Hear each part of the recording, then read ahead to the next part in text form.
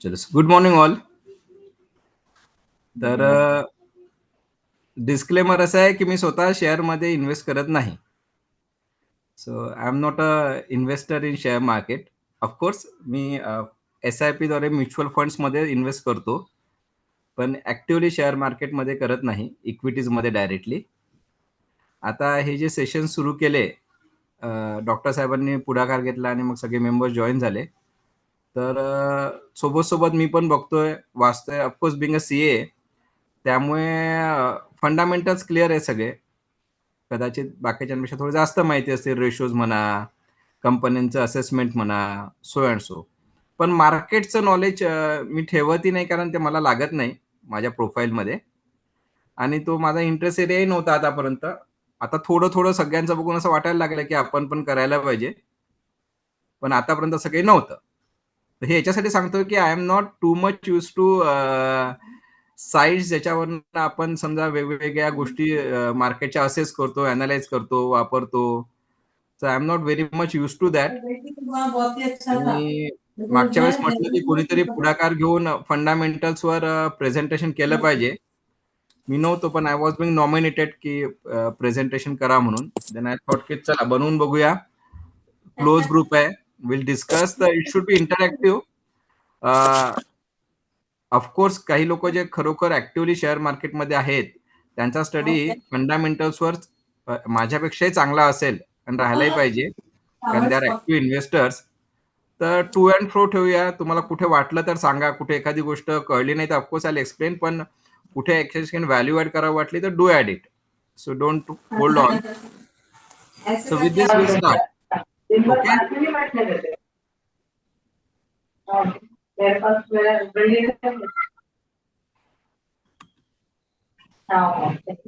Start करूया. चलो, मला मी आता फुल स्क्रीन ऑन करतोय प्रेझेंटेशन. सो स्टॉक पिकिंग मध्ये आता बरेच सेशन आपले होऊन गेले, त्यामुळे बऱ्याचशा बेसिक गोष्टी झालेल्या आहेत. पण तरी व्हॉट आय अंडरस्टँड की स्टॉक पिक करताना there are majorly 2 ways of picking the stocks. आणि एक मिनिट त्याच्यामध्ये अनालिसिस मध्ये एक तुषार फंडामेंटल आणि दुसरं टेक्निकल. भैया भैया भैया भैया एक मिनट, अमोल भैया. हाँ बोल भाई, हाँ, बोल एक बोल. मिनट. बोल ये बोल. अमोल भैया के अलावा प्लीज सारे म्यूट करो अपने आप को प्लीज. हा तुषार जी आहेत ना, त्यांनी थोडं म्यूट करलेलं बरं आहे. अपन उनको म्यूट नहीं कर सकते क्या? कर दिया तुषार ने म्यूट. चलो नहीं. चलो, done done done done. Okay, continue. तो मराठी इज ओके ना, की हिंदी इंग्लिश करायचंय काही?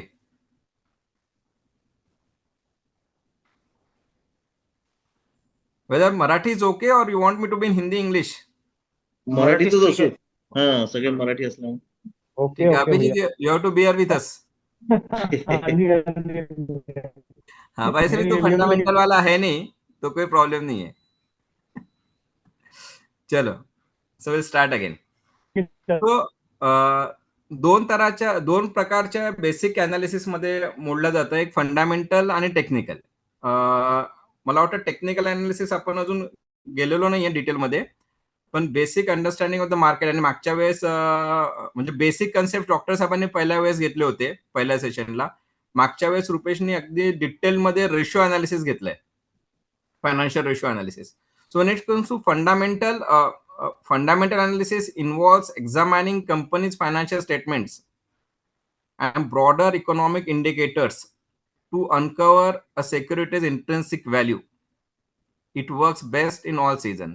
This is a standard definition. What fundamental analysis? Technical analysis, of course, is a method of evaluating statistical trends in trading activity, typically involving price movements and volume. तर दोन याच्यात major फरक हाच आहे की फंडामेंटल मध्ये आपण कंपनीचे जे hygiene fundamentals, long term fundamentals बघतो, आणि मोस्टली फंडामेंटल अनालिसिसच्या बेसिसवर इन्व्हेस्टर्स हे लॉंग टर्म इन्व्हेस्टर असतात. आणि ज्यांना ट्रेडिंग करायचं आहे किंवा शॉर्ट टर्म गेन्स घ्यायचे आहे, may be in the range of may be intraday, may be weeks or months time, they go for the technical analysis. Both methods have their own Plus and minus both are good as well. It's all depends how you use it. And technical analysis is more of a statistics. As we all know, mostly it uses price movements and the volumes. And there are many other things. मग charts पण आहेत आणि त्या blocks पण आहेत, which you people know better की technical analysis मध्ये कुठल्या कुठल्या गोष्टी आपण वापरतो. So technical analysis I'm not touching upon. And fundamental analysis is the tool which works very good in both the markets, bear and bull. Fundamental analysis मध्ये जाताना जे हायजीन फॅक्टर आहे, म्हणजे जे आपण बघायलाच पाहिजे एखाद्या स्टॉक पिक करताना किंवा कंपनी असेस करताना, तर टॉप 3 मी इथे घ्यायचा प्रयत्न केला की एक तर मार्केट कॅपिटलायझेशन बघितलं पाहिजे, प्रमोटर्स होल्डिंग असेस केलं पाहिजे, प्रमोटर्सचा रिस्क इन द कंपनी किती आहे आणि how much he skin is in the game assess करण्यासाठी त्याचं प्लेज होल्डिंग पण बघितलं पाहिजे. आणि fundamental analysis is based on many times on the financial ratios. तर त्या रेशोज मध्ये मागच्या वेळेस हे रेशोज रुपेशने डिटेलमध्ये घेतले होते, यावेळेस आपण टच अपॉन करूया गरज पडेल तशी. सर, लॉंग टर्म सस्टेनेबिलिटीसाठी कंपनीच्या डेब्ट equity, leverage and cash flow from activity. So these are the very important ratios which supports whether fundamentally company is going good or has performed good in the future, past, and whether it will perform or there's an expectation to perform good in the future. हे 3 ratios, of course there are many other ratios, पण हे 3 ratios खूप जास्त contribute करतात त्याच्या सस्टेनेबिलिटीसाठी. We'll go in detail of each and every part of it. Market capitalization, जी लोक मार्केटमध्ये आहेत त्यांना टर्म्स चांगल्या माहिती आहेत, तरी will go through that. Market capitalization is a way to measure companies total value, right, or the most recent market value, जी आपल्याला लिस्टेड कंपनीची स्टॉक एक्सचेंजवरच दिसून जाते किंवा वेगवेगळ्या वेबसाईटवर दिसते. Way of calculation, it is generally being displayed directly, but it is being calculated की rate multiplied by number of shares. याच्यामध्ये there is no specific rule, it's all assessment. पण when it comes to the market capitalization, आपल्याला fundamental काही companies घ्यायच्या असतील तर it's always better and lesser riskier if the market capitalization is above certain value. So some may say की आता मला असं वाटतं की 2000 crore should be the looking at India BSE, NSE, Nifty, whatever. So 2000 crore should be the market capitalization you really want to get into the blue chip or the large cap, ज्या mostly fundamental मध्ये fit होतात. Lower market capitalization has a risk की त्यांच्यामध्ये मॅनिप्युलेशनचे chances जास्त असतात. Those are small companies in a way. Examples आहेत आपल्याला कळतीलच. So when we want to choose a company based on the fundamental analysis, market capitalization should be on the optimum side or a better side. The larger the market capitalization, the better is the generally a company. So इथे एक example, let me try if I can take online directly. की I tried to put the की market capitalization चा role कसा play होतो. So we can go simultaneously by sharing the examples. मी आता काही randomly काही कंपन्या शोध होतो की यांचं मार्केट कॅपिटलायझेशन कमी आहे आणि still their prices are going, for example, की त्या कशा मॅनिप्युलेट होऊ शकतात. ही एक कंपनी मिळाली, Scenic exports India limited. I am opening a site as well.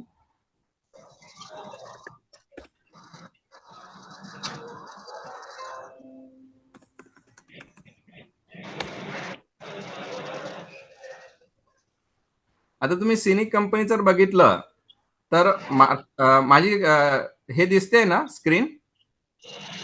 You are able to see the screener? Yes yes. Okay, good. आता याचं market capitalisation बघितलं तर किती आहे? 300 crore आहे, करेक्ट? तो लो मार्केट कॅपिटलायझेशन. आणि याचा आपण प्राइस चार्ट बघितला तर असं आहे. Look at the price chart. Highly risky.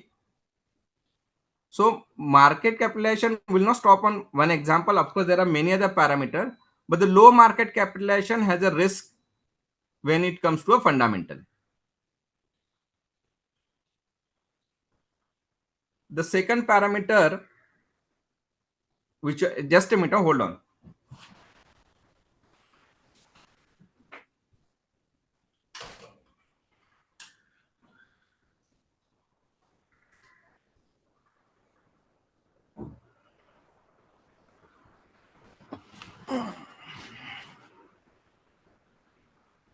Promoter holding.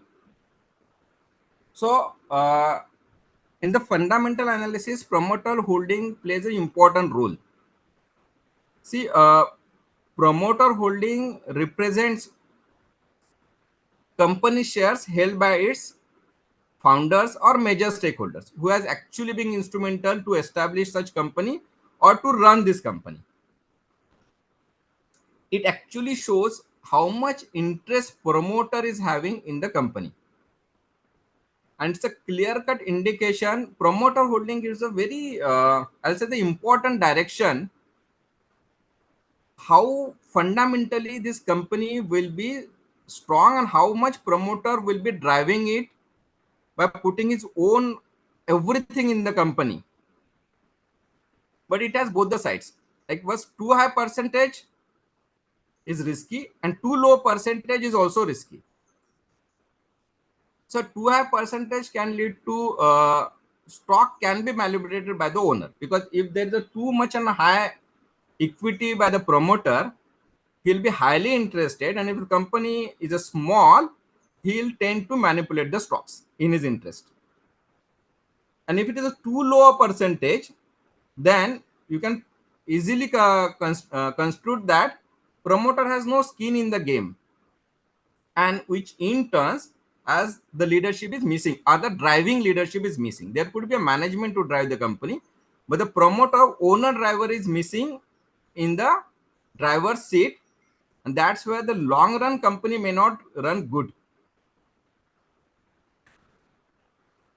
So I tried to put some examples of promoter holding, high promoter holding, and how it reflects on the market. Like, these are the few companies where the promoter holding is very high.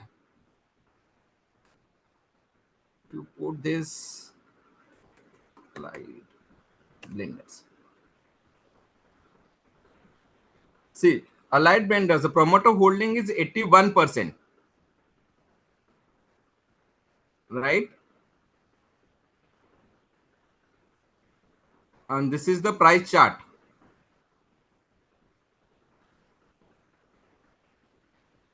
So what happens when the promoter holdings is very high? We have to assess it with the more parameters. What do you mean by the more parameters? The financial ratios needs to be assessed deeply, and the price trend needs to be assessed with a longer period, so that we come to know whether promoters are manipulating, is promoters holding is very high. And if promoters holding is very low, then we have to go to the more parameters, which will cover in the next slides. What are the parameters we should cover to ensure that company's management is good to take it to the next level?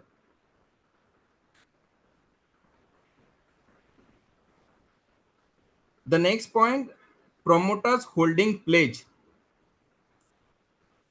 Promoters holding pledge, what does it mean is promoter pledging his own equity for taking some debt or a loan for raising some funds for the company, generally for company to grow.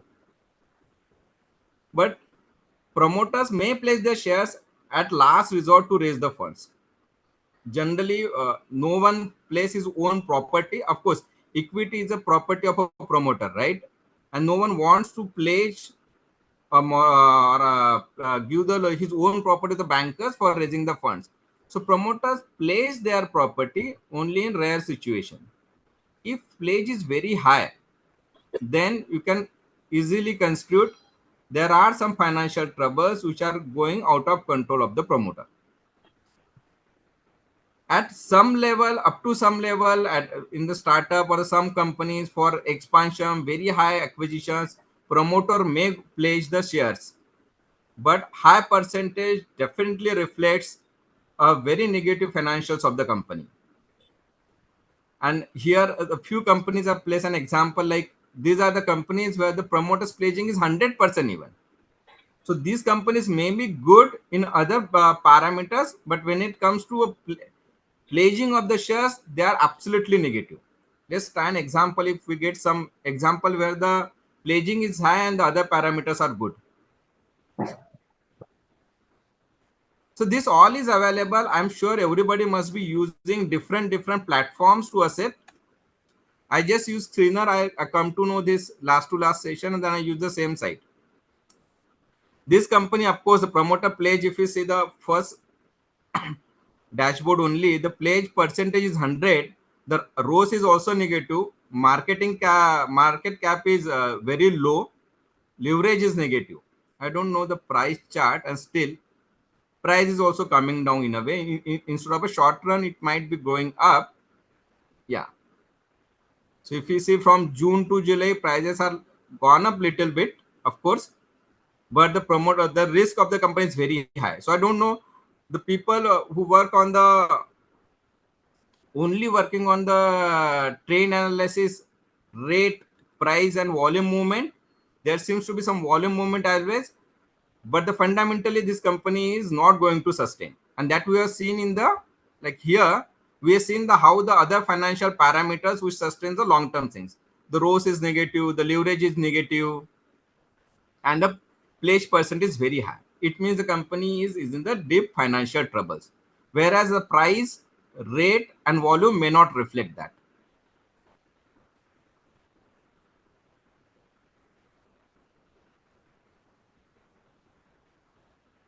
Debt undertaking.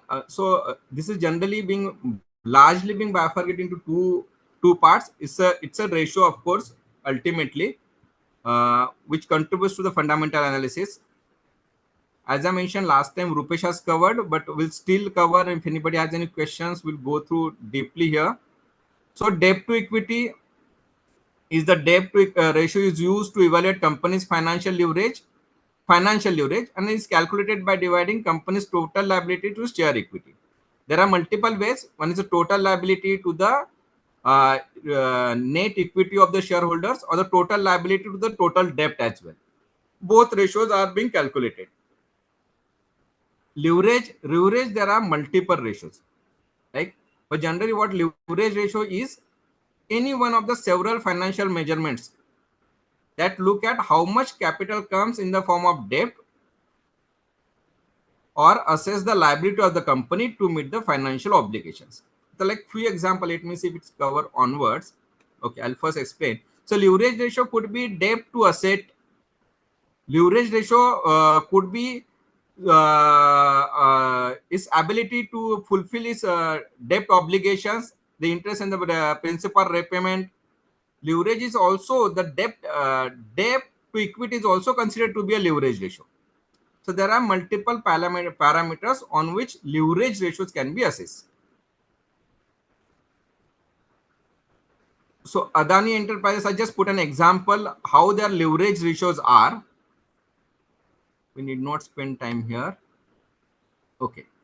So we have till now covered the main three hygiene factors, which are basically helps us to assess fundamentally in long run what should be the parameters one should assess before considering is a good company for the long term investments.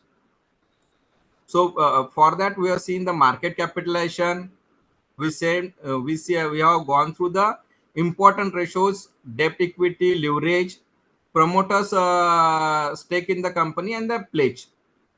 Now let's come to when it's come to an investment in this company. That is an identification probably of the company. These are the good companies which are good, having the good capitalization, future sustainable. Now let's consider we want to invest. We invest for the future to give some upside to the value. So there are growth factors. Growth factor मध्ये काय काय बघायला पाहिजे, तर mainly या 5 प्रकारच्या गोष्टी बघितल्या जातात. Net profit margin year on year वाढते का, याच्यासाठी 3 years 5 years max 10 years trend आपण बघू शकतो. सगळ्यात महत्वाचं आहे operating cash flow year on year वाढतोय. ऑपरेटिंग कॅश फ्लो हा सगळ्यात मोठा कंट्रीब्युटिंग फॅक्टर आहे लॉंग टर्म सस्टेनेबिलिटी, प्रॉफिटेबल सस्टेनेबिलिटीसाठी कुठल्याही कंपनीसाठी. ऑपरेटिंग कॅश फ्लो नसतील याचा अर्थ company slowly will get into a negative zone आणि declining manner. Return on assets growth असायला पाहिजे. Return on assets better than benchmark असायला पाहिजे आणि त्यात ग्रोथ पण असायला पाहिजे. आणि return on capital employed, I guess last time we covered this ratio in detail. So these are considered to be growth factor. Net profit margins, operating cash flows, return on assets, and ROCE, return on capital employed. So let's consider each one in brief. Cash flow from operating activities. हे आपल्याला काय दाखवतं? Cash flow from operating activities indicates the amount of money a company brings in the form its ongoing regular business activity such as manufacturing, selling goods. तर operating ऍक्टिव्हिटीचा cash flow, आपण cash फ्लोचं statement बघूया स्क्रीनवर जाऊन. 3 प्रकारचे cash flows असतात. Operating cash flow मध्ये हा त्याचा जो रेग्युलर बिझनेस आहे आणि ऑनगोईंग बिझनेस आहे त्याचा कॅश फ्लो पॉझिटिव्ह आहे का आणि ग्रोईंग आहे का तो इंडिकेट करतो. Regular positive cash flows depicts whatever profits are generated are not simply on books or fictitious or delayed nature. Operating cash flows जर पॉझिटिव्ह असतील, ग्रोईंग असतील, याचा अर्थ क्लिअरली असा आहे की कंपनी जो बिझनेस करते आहे तो बिझनेस फिक्टिशियस पण नाहीये किंवा तो नुसतं बुक्सवर त्याचा सेल होतोय आणि प्रॉफिट होतोय असं नाहीये किंवा त्याचे फंड्स वर्किंग कॅपिटल मध्ये किंवा डेट ऍसेट्स मध्ये लॉक झालेले आहे असं नाहीये किंवा त्याला कुठे डिलेड प्रोजेक्ट्स होतात आहे असं पण नाहीये. So operating cash flow is a sign which shows the operations are going smoothly and growing continuously. Increase growth of cash flow from operating activities depicts healthy growth of the company. Otherwise बऱ्याच वेळा कंपनीचा sale वाढतो, profit वाढते, पण cash flow नसतात आणि they keep on taking the डेप्ट. And then ultimately sometimes some crash happens and they lose the market because there is no cash. And ह्या गोष्टी रिअल एस्टेट मध्ये जास्त होतात, पण it can happen to any other company as well. So Sun Network is a fantastic example where operating cash flows are really growing and better. So इथे 3 प्रकारचे cash flows आहेत: operating, investing and financing. Quickly operating I explain to you. Investing ऍक्टिव्हिटीचे cash flow जे असतात यामध्ये basically when you expand the company and invest in movable or immovable whatever, किंवा नवीन acquisition करता किंवा लँड घेता किंवा एक्सपान्शन करता, तेव्हा जे फंड्स आउटफ्लो होतात ते तुमचे इन्व्हेस्टमेंट ऍक्टिव्हिटीमध्ये टाकतात. आणि financing activities basically when you take the debts and repay the debts, those falls under the financing activity. कंपनीचा पूर्ण कॅश फ्लो हा 3 प्रकारामध्ये डिवाइड केला जातो: operating cash flow, investing cash flow and financing cash flow. आपल्याला focus करायचं आहे long term company select करताना ऑपरेटिंग कॅश फ्लो हा पॉझिटिव्ह आहे का आणि इयर ऑन इयर ग्रो आहे का. सी इयर ऑन इयर जर ऑपरेटिंग कॅश फ्लो ग्रो होतोय याचा अर्थ कंपनीचा सेल पण वाढतोय, प्रॉफिटेबिलिटी पण वाढते आहे आणि इनइफिशियन्सीज कंपनीमध्ये ऑपरेशन्स लेवलला, म्हणजे त्याच्या मॅन्युफॅक्चरिंग ऍक्टिव्हिटीजमध्ये, त्याच्या प्रोक्युरमेंट ऍक्टिव्हिटीमध्ये, सेलिंग ऍक्टिव्हिटीमध्ये, लॉजिस्टिक्स ऍक्टिव्हिटीमध्ये इनइफिशियन्सी नाही आहेत. Efficiencies are either sustain or better. That is what operating cash flows will depict you.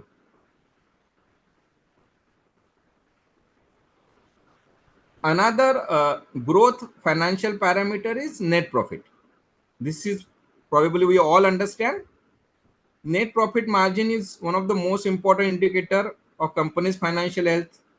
Business needs to be run for a profit.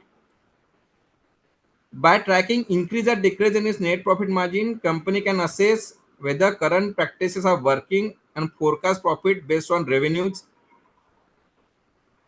By taking into account multiple years average and overall growth trajectory of net profit margin helps us to avoid such companies which has abnormal profit for 1 year. So what net profit defects is, आपण operating cash flow मध्ये बघितलं की company long term sustainable आहे का, ती invest करत असेल, sale वाढत असेल तरच ऑपरेटिंग कॅश फ्लो वाढतील. That is what that shows.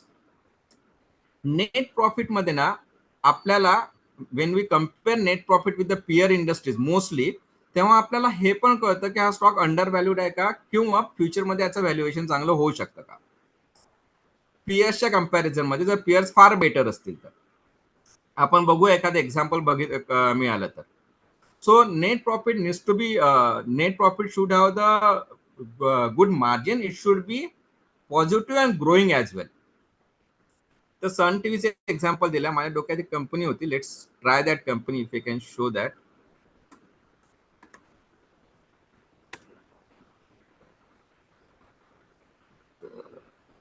See, Gabriel is an auto company, that's what I know this company.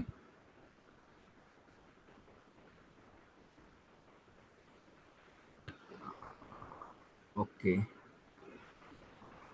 मला इथे आता त्याचं हे नाही काढता येत आहे. आता तुम्ही गॅब्रियलचं जर बघितलं ना, सगळ्यात बॉटमला आली आहे पीआर अनालिसिस मध्ये. रोज तर चांगला आहे, 26% आहे. याचा operating profit, let me see where is that.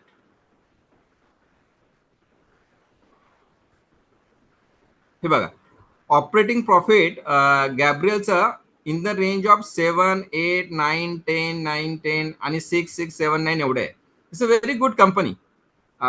Bing auto sector, I know it's one of the fantastic company, invested good. It's Anand group company.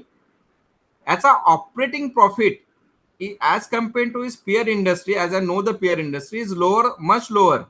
याच्या computer company's operating profit is in the range of 10 to 12%. Means this company has a potential to grow. Being this is from the auto industry where I work for, so I know this company. That is the insider or the network information. They have taken multiple projects to increase the operating profitability.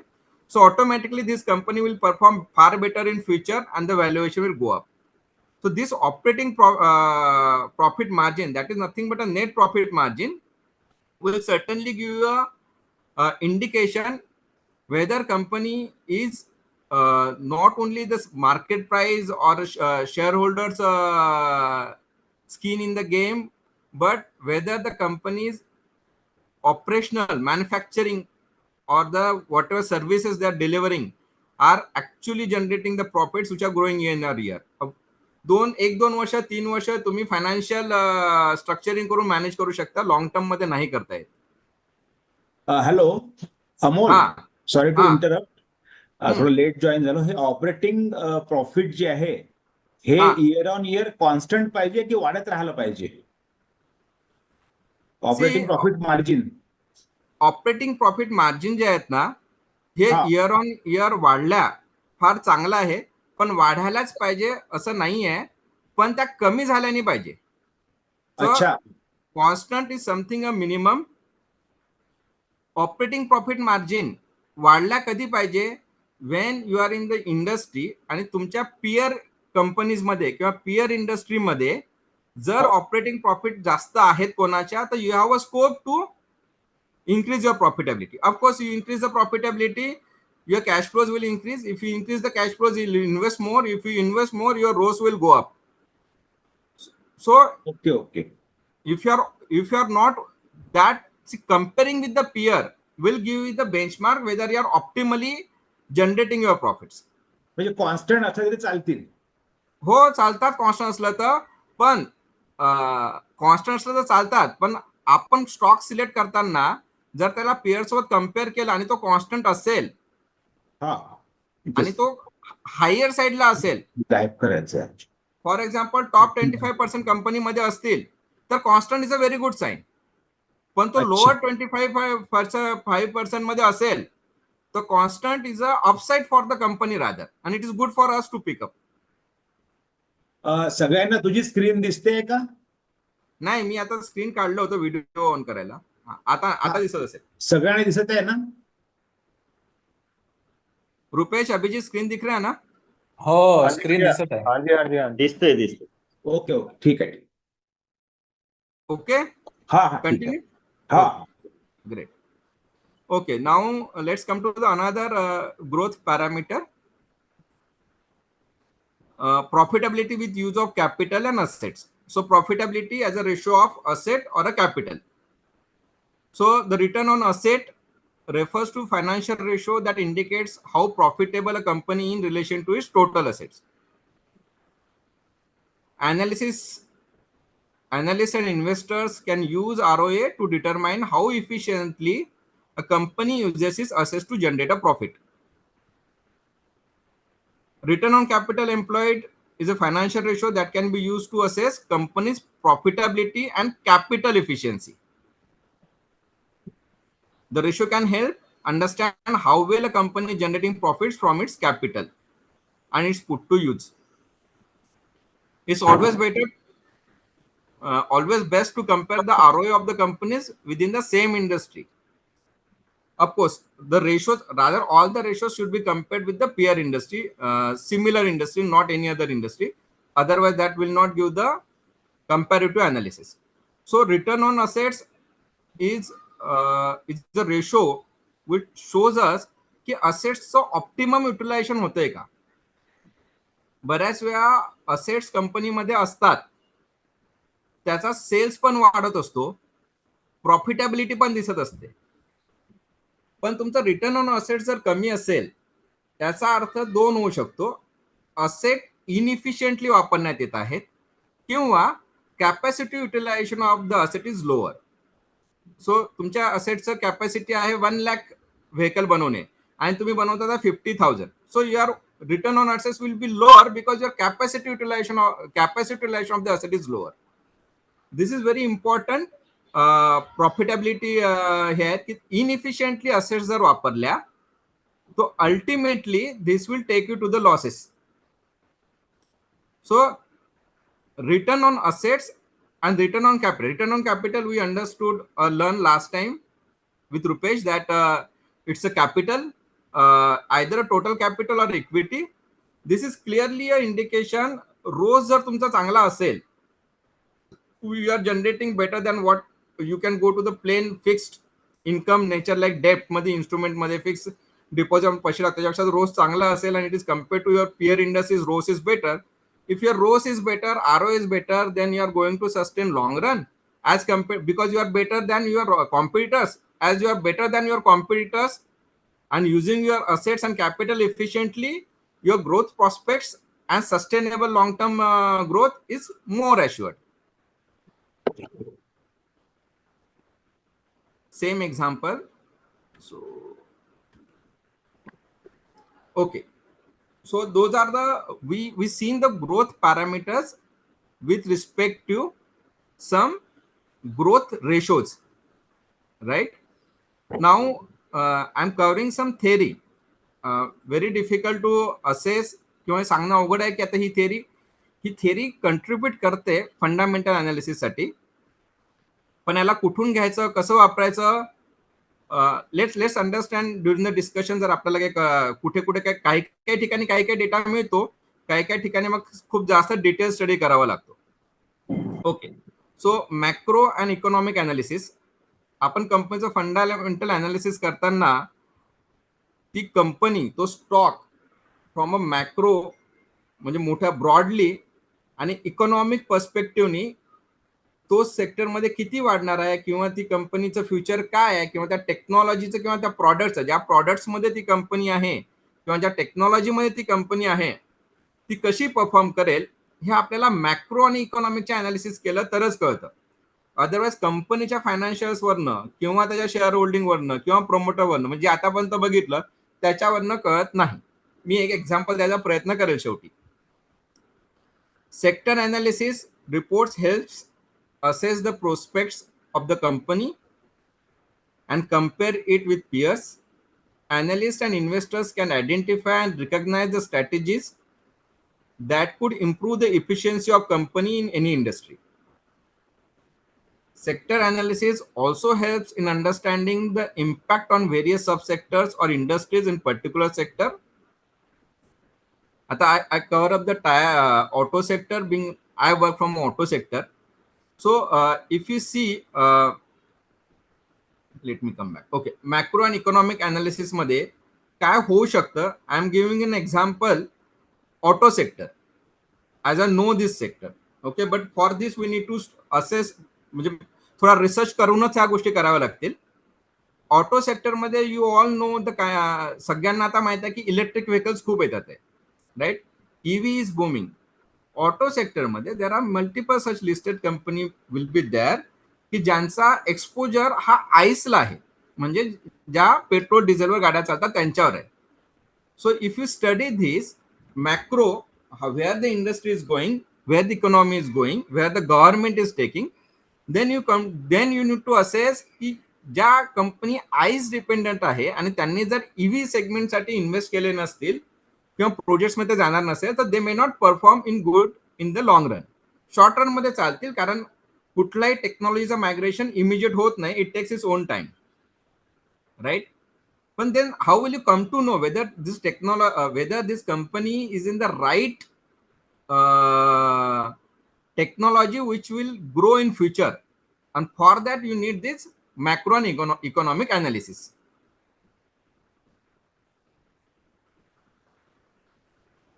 हा telecom सेक्टरचा report होता. Basically I not studied it, पण मी असं Google search करून काढायचा प्रयत्न करत होतो की टेलिकॉम सेक्टर्स वाढणार आहे की कमी होणार आहे, कसा जाणार आहे. सो म्हणजे माझ्या गुगल सर्च वरनं काल परवाच्या असं दिसलं की telecom sector is more promising, आणि त्याच्यामध्ये पण Bharti will be more promising, कारण त्यांचे रेट्स वाटत आहे. Government is investing in the infra and supporting that sector. Okay, another parameter, हे काही काही वेबसाईट, काही काही साईटवर सॉर्ट अनालिसिस अवेलेबल असतं. What is SWOT analysis? SWOT analysis is a framework of identifying, analyzing in organizations strength, weakness, opportunities and threats. The primary goal of SWOT analysis is to increase awareness of the factors that go into making business decision or establishing business strategy. Seasonality analysis is a tendency for stock index to perform better during some time periods of the year. Seasoning analysis सोडूया, मलाही जास्त माहिती नाही, पण SWOT analysis is an important analysis for any company. आपण as an end investors may not be able to do the एका कंपनीचे strength, weakness, opportunities, threat, पण सॉर्ट अनालिसिस आपल्याला बऱ्याच वेळा, मला वाटतं कुठेतरी होतं, आता अदानीचं कुठल्या वेबसाईट मनी कंट्रोलवर मिळालं होतं मला. तर अदानी एंटरप्राइज, एक्सक्यूज मी, हे SWOT अनालिसिस कुठं पाहायचं? हा, मी ते सांगतो. आता हे जे सॉर्ट अनालिसिस आहे ना आश्रदा, आता इथे मनी कंट्रोलवर मिळालं मला अदानीचं. अच्छा, हा, तर सॉर्ट अनालिसिस त्याची आपल्याला, म्हणजे स्टेप बाय स्टेप लिंक आहे काय तुझ्या स्लाइड शो मध्ये? कसं काय तिथे जायचं? तर एक मिनिट मी मनी ट्राय कंट्रोलला करतो. जाऊन money control India, stock price code, trading, Adani. Let me try. मी घेतलं होतं का? लॉंग फॉर्म एकदा सांग ना. काय लॉंग फॉर्म काय शॉर्टचं? Strength, weakness, threat, opportunities. म्हणजे कंपनीच्या ऑपॉर्च्युनिटी आणि T for threat. Okay okay, ठीक. मी सांगतो त्याचा अर्थ काय आहे. स्ट्रेंथ म्हणजे कंपनीच्या स्ट्रेंथ काय आहेत की ज्याच्या बेसिसवर company can grow in future. Okay. Weaknesses म्हणजे कंपनीचे सध्या विकनेसेस काय आहेत which they can work upon two improve better. त्यांनी विकनेसेस कमी केले पाहिजे. Opportunities is the most, opportunities and threat is the most important area. कारण ऑपॉर्च्युनिटीज जर त्या सेगमेंटमध्ये असतील, त्या आयदर त्या सेगमेंटमध्ये, त्या टेक्नॉलॉजीमध्ये, त्या प्रॉडक्टमध्ये, so company has a good potential to grow because there are still an opportunity which company can capture. And then threats is a red flags. Regulatory red flag राहू शकतो, किंवा त्यांच्या, आपण जसं फायनान्शियल रेशोज म्हटलं, किंवा प्रमोटरचा रेड फ्लॅग राहू शकतो. Promoter may not be in a right nature, so that may comes under the threat. आता डॉक्टर साहेब तुम्ही म्हणता कुठे बघताय, लेट मी ट्राय मनी कंट्रोलवर बघताय. मी शोधलं होतं काल, पण आज ट्राय करतो. एक ट्रेंड लाईन मार्केट्स म्हणून आहे, त्याच्यावर ट्रेंड लाईन प्रकार मार्केट. मिळते का? काय टाकू? Trend line. हा, ट्रेंड लाईन हे खालचं, मार्केट्स. हे वरचं जी आली बरोबर आहे का? आता हा हा, ट्रेंड येस लाईन येस, चालेल. येस येस, चालेल. एक सेकंड. इथे आता लेटचा इन्फोसिस आहे, खाली दिसतोय ना? हा, एक सेकंड. इथे हे बाय सोट एनालिसिस दिसतंय. हा, इथे हा, शॉर्ट इथे अनालिसिस दिसतंय. आहे. Correct Right. Correct correct. Trend very line good मध्ये आहे. मनीष. मनीष, दिस इज द म्हणजे व्हॉट टू एक्सपेक्ट, की ते कुठून जाऊन पाहायचं हे चांगलं सांगितलं तू. Very good. येस. पण त्याच्यात तो रीड कसं करायचं ना, ते नाही जमत. म्हणजे ते आता त्याला ते जर बघितलं आपण. ते आता हा. अमोल सांगेल ना. हा हा मनीष, हा, तो रीड Strength- कसं करायचं ना, ते कळत नाही हा. म्हटलं त्याच्यात. सी इथे आता- शॉर्ट आणि हा, आता समजा एखादा त्याच्यावर क्लिक कर नाही तर स्वॉट अनालिसिसवर. होत नाही रे. नाही होत आहे का? एक मिनिट. नाही किंवा खाली असेल अजून पुढे. नाही, तिथेच आहे. एक सेकंड, लेट मी ट्राय. किंवा हे ओपन झालेलं एखादा कुठलाही एखादा स्टॉक टाकला ना नाही, वर. इथे काहीतरी थांब ना, इथे हे दिसतात आहे हा. पण होत नाहीये. त्याचं त्याला त्यांनी काय नंबरिंग म्हणजे काही त्याला मार्क्स दिले आहेत का, असं काही येस आहे का? येस येस, मार्क्स आहे त्याला. म्हणजे 12 असे काही काही प्रत्येकाला वेगळे येतात. ओके, तो strength of that Infosys is 7 mark, असं आहे का? हा हा, बरोबर. येस. आणि पण ते rating- weakness is only 7, 1. Opportunities 1, threat 1 असं. Okay okay okay. मला वाटतं त्यांनी अनालिसिस करून आपल्याला डायरेक्ट हे दिला, डायरेक्ट result अनालिसिस दिलाय. मिळतात. Right right. डायरेक्ट अनालिसिस मिळतंय. मनीषचं म्हणणं आहे की आपण त्याला कसं अंडरस्टँड करायचं की बरोबर आहे, किंवा हा. What is the meaning of that. म्हणजे काय असेल तर आपण म्हणजे येस लेस दॅन, समजा ग्रेटर दॅन 12 आहे नाही, किंवा मला असं वाटतं हा काहीतरी. 10 पैकी मार्क असतील हे, आणि स्ट्रेंथला 7 मिळाले आहेत. म्हणजे इन्फोसिस चांगली कंपनी आहे म्हणून. विकनेस ओनली 1 रेड दिसतोय, रेड मार्क मध्ये, म्हणजे तो विकनेस एकच आहे. तर तेच असेल मला वाटतं अमोल. जास्त त्यांनी अनालिसिस करून आपला डायरेक्ट डाटा दिलाय असं वाटतंय. Yes yes. नाही, त्यांनी अनालिसिस करून डेटा दिलेला आहे, पण हा. आपण प्रिझ्युम नाही करू शकत की 10 पैकी आहे किंवा असं प्रिझम्पशन मे नॉट बी राईट. पण प्रॉबेबली व्हॉट आय मीन्स की म्हणजे आपण अगदी ब्रॉडली बघितलं, थ्रेड्स जर जास्त असतील आणि विकनेसेस जर जास्त असेल तर नॉट अ गुड कंपनी. एकदम सिम्पल. राईट बरोबर. अगदी अगदी ब्रॉड वरच्या लेवलला बघायचं झाल्यास. हो, good company is good because strengths are better or more, बरोबर आहे. असं अनालिसिस घेऊ शकतो आपण. चालेल चालेल. ते You ऍप can मध्ये again खूप व्यवस्थित दिसते. ऍप मध्ये कुठे? याचं जे ऍप आहे ना, याचं याचं अप्लिकेशन app जे आहे आहे का? ना, हा अप्लिकेशन पण एक आहे ते, त्याच्यात एकदम व्यवस्थित दिसतं. आता इथे मला माहित नाही, मी वेबसाईटवर काय बघितलं. काय नावाने ऍप येते? हेच ट्रेंड लाईन मार्केट्स म्हणूनच आहे.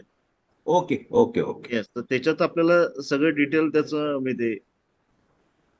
कुठली ओके कंपनी टाकली आपण की त्याचं मग त्याचं स्वॉट अनालिसिस त्याच्यात दिसतं. Okay okay. नाही नाही, पण मी त्याचे- एक सांगू इच्छितो एक याच्यात, की शॉर्ट अनालिसिस म्हणजे नेमकं काय असतं, की जे आता 7 दिलेलं आहे ना, तर 7 पॉइंट्स त्यांनी अनालाइज केलेले आहे. आणि 1 दिलेला आहे म्हणजे 1 पॉइंट, म्हणजे सपोज ऑपॉर्च्युनिटीचे 7 दिलेला आहे ना, तर 7 ऑपॉर्च्युनिटीज आहेत त्यांना मार्केटमध्ये, असं आहे ते. हा, नाही, मला म्हणजे- असं नाही वाटत. पण मला ते मार्किंग नाही, नाही. सिस्टीम वाटते आहे. नाही, मार्किंग सिस्टम नाहीये ती. मी वाटल्यास तर तुम्हाला त्याचा एक मग ते विकनेसला त्याने रेड का केलं असं म्हणतो मी. हे पहा, नाही, ज्या पॉझिटिव्ह गोष्टी आहेत त्या त्यांनी ग्रीन ठेवल्या, आणि विकनेसला रेड मध्ये 1 नंबर दिला आहे.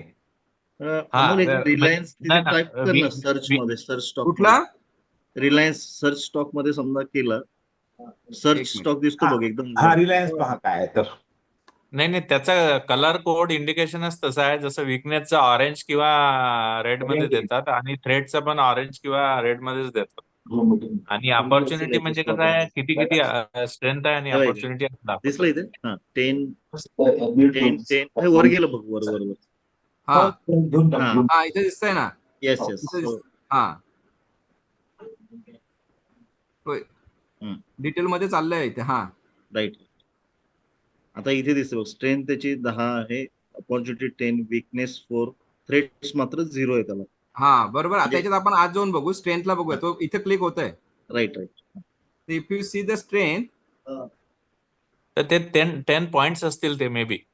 mutual funds increase shareholding in past month, effectively using its capital to generate profit, company with a low debt, strong cash generating ability from core business, improving cash flow from operations for last 2 years, annual net profit improving for last 2 years. ते मोजून पाहणं किती आहेत, 10 आहेत का? तर असं माझं म्हणणं आहे. म्हणजे आपल्याला रुपेश जे म्हणतो ते बरोबर आहे काय पाहता येईल. 1 2 3 4 5 खाली जा. 6 7 8 9 10. हा बरोबर आहे, 10 बरोबर आहे रुपेश. जे 10 पॅरामीटर्स अनालाइज करून त्यांनी असं मला वाटतं हे केलं असेल. तर 10 करेक्ट. हा 10 पॅरामीटर्स अनालाइज केले. विकनेसचे चार दिलेले आहेत. 4 केले आहेत parameters analyse. PA higher than industry P, declining net cash flow, sale zone, आणि स्टॉक अंडर परफॉर्म. मनीष खूपच चांगली साईट सांगितली ही. म्हणजे यात फंडामेंटल अगदी क्लिअर होऊन जाते सगळे बिलकुल. येस.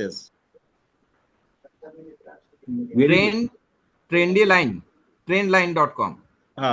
हा ट्रेंड लाईन LYNE आहे फक्त ते. हा चालेल. आता इथे opportunities दिलेले आहे. युअर PPT ऑल्सो नाव. आणि थ्रेड्स आपण ऑपॉर्च्युनिटीज बघितल्या, आणि इथे थ्रेड्स, नो थ्रेड्स फाउंड म्हणतात आहे रिलायन्सला. ठीक आहे. ओके. हा.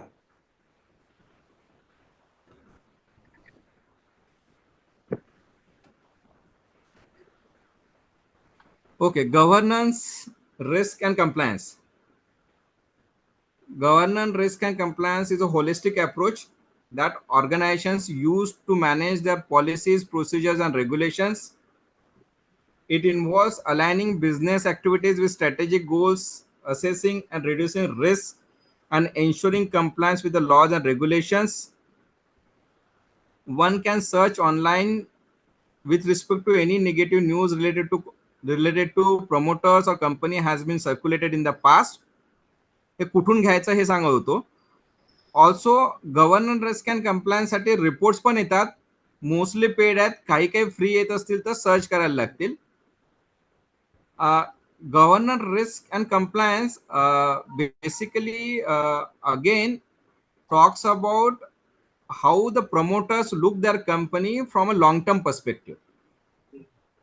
कारण शॉर्ट टर्म विजन जर ठेवला कंपनीला, कोणी इन्व्हेस्टर असतील, जसे आजकाल स्टार्टअप असतात की 2 वर्षात व्हॅल्यू क्रिएशन करायचं, प्रॉफिट घ्यायचं आणि बाहेर निघायचं, तर गव्हर्नन्स कॉम्प्रोमाइज होतं. आणि we have seen in Byju's governance on the debt servicing was compromise. अजून एक कंपनी आहे, ती लिस्टेड आहे का मला माहिती नाही, ओकिनावा म्हणून. त्या कंपनीनी गव्हर्नन्स आणि कंप्लायन्स दोन्ही कॉम्प्रोमाइज केलं. The company is almost in the closing time, जी की 1-2 वर्षापूर्वी, लेट मी सी जर ती लिस्टेड असेल तर, 1-2 वर्षापूर्वी company was on the front runner, second largest EV manufacture of India. कुठे असेल,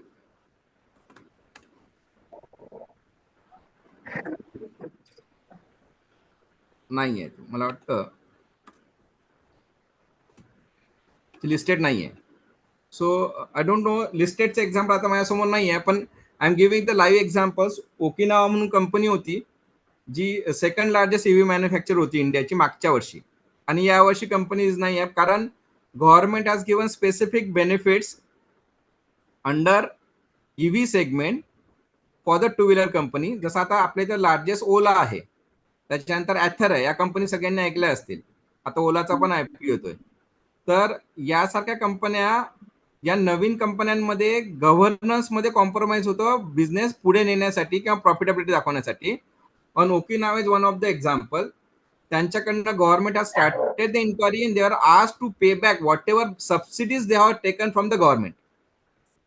and that being the did not follow the governance. कारण गव्हर्नमेंटचा नॉर्म होता की तुम्हाला जर सबसिडीज हव्या असतील तर तुम्ही डोमेस्टिक व्हॅल्यू ॲडिशन म्हणजे इम्पोर्ट कमी करा, आणि local make in India objective असल्यामुळे लोकल कंटेंट्स वापरा. हे क्रायटेरिया सगळ्यांनाच आहे, म्हणजे टीव्हीएसला पण आहे, बजाजला पण आहे, होंडाला पण आहे, ओकिनावाला पण आहे, ओलाला पण आहे, ज्यांना गव्हर्नमेंटची हे सबसिडी कुठे आहे. पाहायचं म्हटलं? कशाचं अशा आता गव्हर्नन्स ना, हा, गव्हर्नन्स शोधण्यासाठी there are paid reports are there. जसं आता मी इथे रुबिक्स म्हणून कंपनी टाकली, त्यांचा रिपोर्ट ₹1000 देतो माझ्या मते, पण फ्री गव्हर्नन्स रिस्क कुठे कळेल I don't know honestly. Paid मला रिपोर्ट्स माहिती आहेत. मला यात वाटते की जे इकॉनॉमिक टाइम्सचं ईटी मार्केटचं ऍप आहे, हा ईटी मार्केट, तर त्यात हा ह्या न्यूज कंटिन्युअस फ्लो होत असतात डेली. हा तर त्यात मला वाटते यात असं म्हणजे हे जे डिसिजन्स आहेत, म्हणजे हे पॅरामीटर्स आहेत, ते पाहायला मिळत असतील. नाही, न्यूज ईटी तर मार्केट्स. करेक्ट करेक्ट, एकदम बरोबर डॉक्टर साहेब. म्हणजे पण news is something which you need to then continuously track. Like news मध्ये या सगळ्या गोष्टी येतातच, कधी कधी लवकर येतात, कधी कधी उशिरा येतात. हो, गव्हर्नन्सचा कॉम्प्रोमाइज होत असेल तर मार्केटमध्ये इन्फॉर्मेशन फैलतेच, येतेच, पण वेळ लागतो न्यूज मध्ये यायला. Okay okay. मग ती कशी शोधायची याच्यासाठी आता जसं तो रुबिक सांगितलं, ही कंपनी काय करते की तुम्हाला इन अ वे त्याचं प्रायमरी क्रेडिट रेटिंगच काढून देतं. अच्छा. हा पण एक दुसरा पर्याय, म्हणजे आता बोलताना आलं की हे जे क्रेडिट रेटिंग कंपनीज असतात ना, standards and Poor's, CRISIL, Dun and Bradstreet, ते D&B, त्याचा नंबर असतो, याचं रेटिंग माझ्या मते अवेलेबल राहत असेल पब्लिक फोरम मध्ये. त्या रेटिंग वरनं पण आपण म्हणू, त्या रेटिंग मध्ये one of the parameter governance risk and compliance असतो. तिथे त्या रेटिंगवर पण एक आपल्याला फंडामेंटल पॉईंट होऊ शकतो की whether they are good in that. पण डिटेल अनालिसिस करायचं असेल तर we have to get to the detail report किंवा न्यूज, जसं तुम्ही म्हटलात.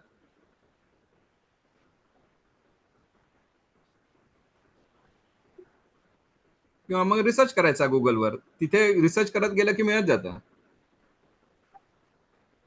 गुगल कसं आहे की एखाद्या वेळेस मिस Misleading इन्फॉर्मेशन होतं. देते. हो बरोबर, मिसलिडिंग होतं, त्यामुळे व्हॅलिडेशन करावं लागेल. हा, नाही तर गुगलने. मग मला वाटतं एनएससी वरही काही जसं एनएससी वर सगळ्यात खाली, NSC India is government site ना, गव्हर्नमेंट हो, साईट. तिथे मला NSE. वाटतं तिथे मिळेल वाटते गव्हर्नन्सची याच्यात माहिती, असं वाटते मला. पण त्याचा रिपोर्ट जो एवढा आहे ना, जो आता what we were expecting from you, की त्याचा जो बाकीचे रिपोर्ट असतात याचे फायनान्शियल हा रिपोर्ट, ते इतके किचकट असतात की ते समजायला खूप कठीण जातात. त्याच्यामुळे मग हा आपण स्क्रीनरवर शिफ्ट झालो, त्यात सगळं सोपं सोपं वाटते असं. बरोबर आहे. हा, पण गव्हर्नन्स असं रेडीमेड कुठे माझ्या बघण्यात आलेलं नाही अनफॉर्च्युनेटली. ठीक आहे एक्सेप्ट ना, बघ, चालेल जसं म्हटलं पेड रिपोर्ट जसं असतात तसंच. चालेल चालेल. ओके. यांनी फायदा काय होतो म्हटलं, म्हणजे हे बघितलं हे बघा मनीष, आता जसं मी एक्झाम्पल देत होतो ना, गव्हर्नन्सचा फायदा असा आहे की जी कंपनी गव्हर्नन्स मध्ये जर वीक असेल, हम्म. कम्प्लायन्स मध्ये वीक असेल ना, ती कंपनी लॉंग टर्म मध्ये, आपण फंडामेंटल अनालिसिस बघतोय ना, शॉर्ट टर्म बघतच नाहीये, तर ती बरोबर. कंपनी लॉंग टर्म मध्ये डेफिनेटली डुबणार आहे. ओके. कारण प्रमोटर्स जे आहेत ना, हे कॉम्प्रोमाइज नेचरचे आहे, हे त्याचं रिफ्लेक्शन आहे. ओके. जो ओनर्स आहेत, they are compromising. So I given you the private companies example like Okinawa. So I know this company in and outs, म्हणून मी त्याचं एक्झाम्पल देतो, म्हणजे तुम्हाला कन्सेप्ट कळेल. राईट. आता ओकिनावामध्ये वरवर ही कंपनी असं म्हटलं की second largest manufacturer, highly profit making for the EV. Okay. याला या कंपनीचं आपल्याला वरून अनालिसिस केलं गुगलमध्ये कळत नव्हतंच. पण जेव्हा he started defaulting to the governance, means he started defaulting to the गव्हर्नमेंटचे नॉर्म्स जे त्याला सबसिडीसाठी लागतात, आणि he was not able to submit the requisite documentation. आता रिक्विजिट डॉक्युमेंटेशन म्हणजे डोमेस्टिक व्हॅल्यू ॲडिशन तुम्ही बरोबर घेतलंय का, इम्पोर्ट नाही, ही स्टार्टेड मॅनेजिंग दॅट. पण हे कुठून कळायला लागला, जेव्हा तो आधी डिफॉल्ट करायला लागला, not filing his compliances properly. So this is the first indication. आता हे इंडिकेशनच आहे, that once you get the indication की some company is not following the compliance or governance, means company is compromising on the good practices.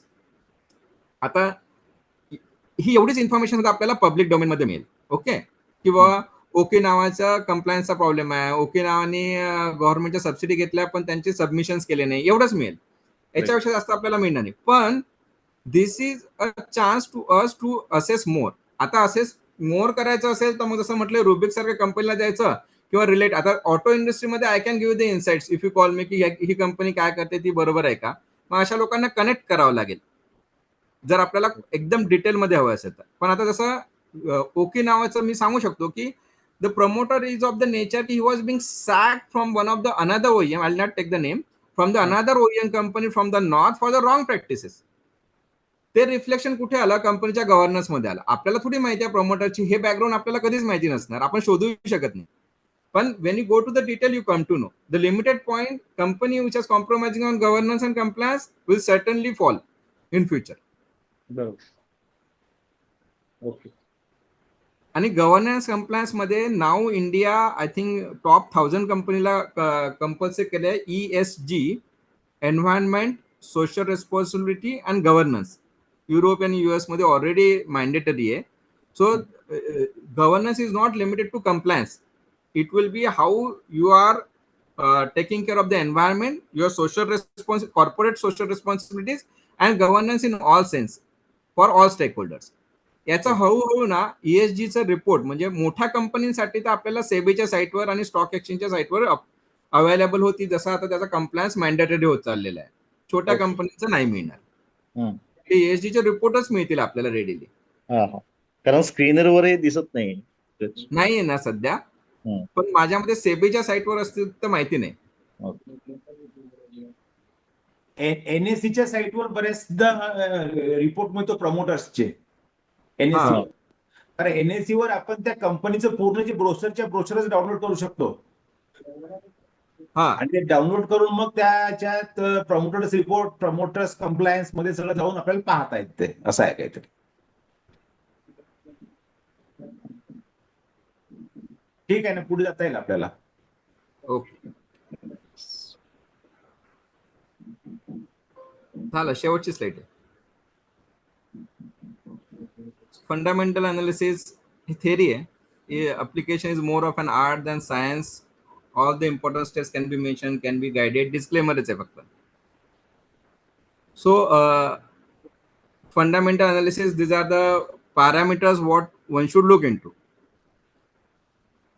Okay, now the forum is open for the discussion. मला सांगा की how would you summarise it, म्हणजे fundamental मध्ये अगदी ठळक मुद्दे काय पाहायचे आहेत in qualitative analysis, not quantitative. Quantitative झालाय आपलं मागच्या वेळेस. सो क्वालिटेटिव्ह अनालिसिस ना. सी क्वांटिटेटिव्ह मध्ये अशा सुरुवातीच्या स्लाइड्स काही मिस झाल्या तुझ्या.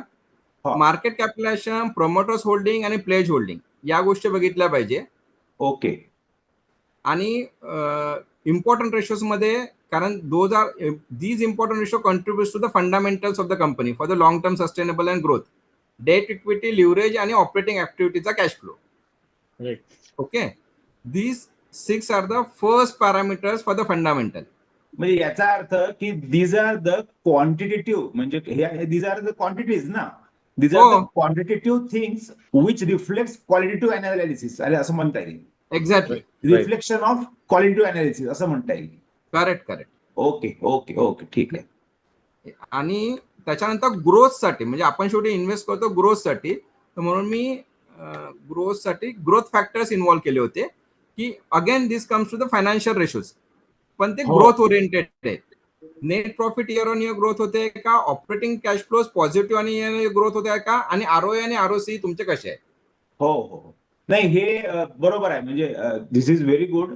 आणि हे आपण मला वाटतं आपण सेकंड लेक्चर मध्ये, म्हणजे माझं जे होतं त्यात अगदी बेसिक पाहिलं होतं 6 पॅरामीटर्स. तर ते 6 पॅरामीटर्स यात रिफ्लेक्ट होत आहेत. बरोबर, करेक्ट, अगदी बरोबर. म्हणजे ते 6 पॅरामीटर्स आठवतात ना. हो. म्हणजे मार्केट कॅपिटलायझेशन, प्रॉफिट वाढलं पाहिजे, सेल्स वाढला पाहिजे, मला वाटते डिव्हिडंड मिळाला पाहिजे कंपनीकडून, कमी असलं पाहिजे. म्हणजे 6 जे पॅरामीटर होते ते मला वाटते ठळक मुद्दे ते आहेत. आणि याच्यात त्यांनी प्रमोटर होल्डिंग ऍड केलं, कारण ते खूप आवश्यक आहे. होल्डिंग अगदी बरोबर. कमी होत असेल म्हणजे एखाद्याचं 50-50% आहे आणि पुढच्या वेळेस ते 48 दिसतं तुम्हाला इयर अँड इयर, येस मग येस 46 होते, म्हणजे त्याच्यात उद्या जाऊन तो म्हणजे विकणार आहे पुढे विकणार आहे जाऊन डुबणार आहे. ते हा नाही पण नाही एखाद्या वेळेस प्रमोटर होल्डिंग जर year वाढत असेल ती चांगली आहे. हा ती चांगली आहे, परंतु ऍट द सेम टाइम जर ते खूप कमी झालं तर हा. याचा अर्थ ती कंपनी डुबणार आहे असं म्हणता येईल. येस म्हणजे आपण 50% पहिलेच आज प्रेडिक्ट करू शकतो. राईट. आपण बघू का, मला वाटतं कोणाचं तरी आता कोणाचं असंच मी बघत होतो प्रमोटर अजून एक म्हणजे याच्यामध्ये कॅपेक्स एक जे असतं कॅपेक्स, तर हा. कंपनी जर कॅपेक्स जर म्हणजे इन्व्हेस्टमेंट करत असेल कॅपेक्स मध्ये, तर तो एक सुद्धा चांगला पॉईंट हा. आहे जर बघायचा असेल तर. ते आपल्याला ना ऑपरेटिंग कॅश Right. फ्लोज मधून आपोआप Okay. रिफ्लेक्ट व्हायला सुरुवात होतं. हे बघा, ही झोमॅटो कंपनी आहे ना, मी जस्ट स्पिनरला लावलं, promoter holding is almost 0. Yes yes yes correct. बरोबर. हा. म्हणजे हे आज जो वाढलेला आहे उद्या जाऊन नक्कीच हे होणार. हा. Right. करेक्ट. पण actually as a mention in the start ना, की प्रमोटर होल्डिंग खूप जास्त असणं पण रिस्की आहे आणि खूप कमी असणं पण रिस्की आहे. खूप जास्त असलं तर मॅनिप्युलेशनचे चान्सेस आहे आणि खूप कमी असलं तर ड्रायव्हिंगच नाही असं होतं. So मला it can be anywhere between. हा? 50-50 हा रेशो असायला पाहिजे मला वाटतंय. म्हणजे प्रमोटर होल्डिंग तसं बघितलं ना, एकदम ब्रॉडली सांगायचं झालं माझ्या मते 10% किंवा 20% पासून जास्तीत जास्त 50 असावं, 50 पेक्षा जास्त नसावं. हा म्हणजे तेच बरोबर. हा असं. ठीक आहे ना. अमोल भैया हा ये बोल अभिजित. ये जो थर्ड पॉइंट था ना, ये जो cash from operating activity CFO, हा हा इसमें एक कंपनी एक एनालिसिस करना है जरा, एक कंपनी का वेदांता का, डालता हूँ, रुको ना, यहीं पे डाल देता हूँ. हाँ उसका प्रॉफिट देखना और उसका डिविडेंड देखना और उसका CFO बताना यार, एक मिनट, मतलब. ये वेदांता का क्या. अभिजीत, हाँ जी भैया. अरे कब से तू फंडामेंटल देखने लगा रे? भैया बीच बीच में देख लेना चाहिए. चलो हाँ ये लगा. इसका नेट कैश फ्लो देखना. हाँ दिख रहा है, ठीक है, निगेटिव है. नेगेटिव है. इसका डिविडेंड देखना. नीचे इसको स्क्रॉल डाउन करोगे तो नीचे आता रहेगा सब कुछ. नाही प्रॉफिट नाही अमोल प्रॉफिट अँड लॉस मध्ये बघा. तू ते त्याला आता ऑपरेटिंगला क्लिक कर म्हणजे तुला खाली दिसेल मग सगळं. हा हे हा ये या नेट दिसेल. कैश फ्लो है, ये नेट प्रॉफिट यहाँ है भैया इसका. हाँ इसमें नेट प्रॉफिट एंड लॉस में गया. ओके हाँ ठीक है, और इसके नीचे चलोगे अभी आपको डिविडेंड दिखेगा. बरोबर गेल. डिव्हिडंड पे आउट. ऊपर गया. ऊपर गया वो. हाँ डिविडेंड पे आउट. ये ऑपरेटिंग कैश फ्लो, ये देखना कैश फ्लो देखना. ये कैश फ्रॉम ऑपरेटिंग एक्टिविटीज ये पॉजिटिव है, और ये जो कैश हाँ. फ्रॉम इन्वेस्टिंग एक्टिविटीज और ये फाइनेंशियल एक्टिविटीज ये क्या है. सी ब्रॉडली कैसे होता है, ऑपरेटिंग एक्टिविटी में कैश आती है आपके प्योर ऑपरेशनल एक्टिविटीज से, मतलब सेल. आपको जो प्रॉफिट आया आप उसमें से कैश कितना जनरेट कर पा रहे हो, मतलब आप कितना खर्च कर पा रहे हो, वो कहानी है. नहीं आप ऑपरेशनल कैश कितना बचा पा रहे हो. हाँ बचा नेट पा रहे में. हो, मतलब that is actual liquid amount जो आप कहीं डाल पाओगे, आपके हाथ में है. ये नहीं कि Correct. आपने इनवॉइस की और उसकी पेमेंट आई नहीं है. इनवॉइसेस हो रही हैं कागज में, लेकिन हाँ. पेमेंट आ नहीं रही है, वो वाला नहीं है. करेक्ट वो फॉल्स टाइप हो जाएगा. इसमें ये था आपने इनवॉइस रेज की, आपकी पेमेंट आई हुई है. करेक्ट. ठीक है ना. तो ठीक ये है. आपका कैश फ्रॉम ऑपरेटिंग एक्टिविटीज ये आ गया. ठीक है. करेक्ट. इसका नेट प्रॉफिट जो है और इसका डिविडेंड है, उसमें हाँ. वेरिएशन देखना कितना है. ऑपरेटिंग ऍक्टिव्हिटीवर क्लिक करून पहा ना. ऑपरेटिंग ऍक्टिव्हिटीवर क्लिक करून पहा ना. हा हा आता थोडं खाली खाली जा. नहीं, इसमें उसी का हा bifurcation यात आ जाता सगळं है. थोडस त्यांनी सांगितलेलं आहे की बरोबर आहे. तर यात आपल्याला टॅक्स दिसतो आहे अमोल. हाँ या टॅक्स नाही, थांब ना तिथेच थांब ना. हा डायरेक्ट टॅक्सेस दिसतात आहेत हाँ आणि ते इयर ऑन इयर म्हणजे मायनस मायनस मायनस होत आहेत. पण याचा अर्थ हा होतो की ते कंपनी जास्त टॅक्स भरत आहे इयर ऑन इयर, म्हणजे याचा अर्थ कंपनी ग्रोईंग आहे. आणि मायनस साईन यासाठी आहे की ती कंपनीच्या बाहेर चालली आहे ती अमाऊंट, म्हणून ते मायनस मध्ये दाखवत आहेत. बरोबर है. मतलब नहीं मतलब अभी ये क्या कि बोल रहे हैं, अभिजीत हाँ। की direct tax is a cash outflow, वो कैश आउटफ्लो इसलिए नेगेटिव दिखाया हुआ है, कैश इनफ्लो रहता है तो पॉजिटिव दिखाते हैं। जैसे प्रॉफिट फ्रॉम ऑपरेशन जहां से शुरुआत हुआ है ना, वो हाँ पूरा पॉजिटिव है क्योंकि वो पैसे आए हुए हैं। हाँ जैसे अभी दिखता है ना, थोड़ा सा इन्वेंटरी वाला समझाता हूँ, मे बी इजी। तो अगर देखते हैं तो मार्च 24 में 1670 पॉजिटिव है, मार्च 23 में 728 निगेटिव है। इसका मतलब ये होता है कि मार्च 24 में उनकी inventory as compare to March 23 year on year compare करते हैं 1600 करोड़ से कम हो गई, इसलिए कैश ज्यादा जनरेट हो गई। It is a good sign क्योंकि इफिशियंसी बढ़ गई। आपको इन्वेंटरी कम रखनी चाहिए बिजनेस में, तो पॉजिटिव कैश आ गई कंपनी में, ऐसा तो उसका इसलिए मतलब होता है। तो इसलिए इसने डिविडेंड भी ज्यादा दिया। डिविडेंड कहाँ दिख रहा है तुझे? मुझे नीचे होगा, ऊपर एक नीचे मिनट। स्क्रॉल करो, ऊपर दिखेगा शायद आपको। नहीं इसमें नहीं नहीं, दूसरे दूसरे एक्टिविटी में जाना पड़ेगा, दूसरे एक्टिविटी आगे में। आगे नहीं, आ गया। इन्वेस्टमेंट एक्टिविटी में आ जाता है ये। हाँ, नीचे अलग। आपने इन्वेस्टमेंट एक्टिविटी खोला है, इसमें देखो। नहीं अमोल यार, डिविडेंड रिसीव्ड है। नहीं नहीं भैया, हाँ भैया इसको स्क्रॉल करो, बस स्क्रॉल करो, ऊपर नीचे दिखेगा आपको कहीं तो भी। ऊपर हाँ हाँ, तो खोलना मत, ऊपर नीचे करो बस। ये है, हाँ आ गया डिविडेंड आ पेड। गया ना, फाइनेंसिंग एक्टिविटी में आ गया तुम्हारे, इक्विटी हाँ। डेब्ट और पूरी फाइनेंसिंग एक्टिविटी यहाँ आ गई। तो अभिजीत, हम्म। इसमें भी देखो दिख रहा है ईयर ऑन ईयर वो बढ़ रहा है। हाँ मतलब इसका मतलब ऐसा निगेटिव साइन है, इसका मतलब ऐसा नहीं है कि वो निगेटिव निगेटिव साइन है वो, यानी वो हम्म बैड है, ऐसा नहीं है। वो हम्म। कंपनी से बाहर जा रहा है पैसा, इसलिए वो निगेटिव साइन है भाई, कुछ नहीं। हाँ, बाहर कहाँ जा रहा है? अब मैं इसकी स्टोरी बताता हूँ। हाँ। इसकी इसकी इसकी साथ की कंपनी है हिंदुस्तान जिंक। सेम सेम सेम उसका बैलेंस शीट दिखेगा आपको। ओके। करेक्ट। ये डिविडेंड दे रहा है 200 कुछ %। अच्छा, ठीक है। और इसकी तो पेरेंट हमको दे रहा कंपनी है है क्या? वेदांत। इसकी इसकी इसकी वेदांता, इसकी पेरेंट कंपनी है वेदांता रिसोर्स, ओके ओके। जो जो डीप डेप्थ में है। अच्छा अच्छा अच्छा। ये यहाँ से पैसा निकाल के उसको बेल आउट करना है। ओके तो ओके लोगों ओके। को क्या लेना देना? लोगों को ये है कि डिविडेंड आ रहा है, मेरे को क्या लेना देना है? हाँ, हमको लगा कि डिविडेंड आ रहा है, इससे तो यही साबित हो रहा है कि डिविडेंड तो पेड इतनी में। झटका देगी, अच्छा। मेरे को ऐसे लगता है, जो मेरी मेरी केस स्टडी है। नहीं क्या है ना, अल्टीमेटली आप ऑपरेशन से जो पैसे कमा रहे हो, of course you should hmm distribute to the shareholders. पर हम्म अगर कंपनी अगर ग्रो नहीं होंगी ना, तो मर जाएंगी, क्योंकि कॉस्ट तो बढ़ते जाएंगे, प्रॉफिट धीरे धीरे कम हो जाएगा, नेटवर्थ इरोड हो जाएगा, राइट। भैया, मैं ये वेदांता का पर्पस क्या नहीं है नहीं, कि वो मेरे समझ को गया मैं। इन्वेस्टर्स चाहिए। नहीं नहीं, आई अंडरस्टैंड, अग्रवाल का केस नोन है। पर हम्म मैं ऐसा आपको बोल रहा हूँ, मैं ये बोलने का ट्राई कर रहा था इस एक्टिविटी से कि आपकी ऑपरेटिंग कैश फ्लो ज्यादा है, पर आपकी हम्म फाइनेंसिंग एक्टिविटीज में कैश फ्लो हम्म में और इन्वेस्टिंग कैश फ्लो में ज्यादा जा रहा हो, नेट नेगेटिव कैश चल रहे हो, मतलब hmm you are taking out the money more from the company that investing, तो that is not a good hmm sign.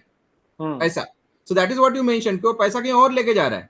हम्म तो आपके ऑपरेटिंग एक्टिविटी का cash flow should be invested in the company. आप फंडिंग भी ले low, no problem, जैसा आप हम्म फाइनेंसिंग एक्टिविटीज में भी लोन लिए हैं।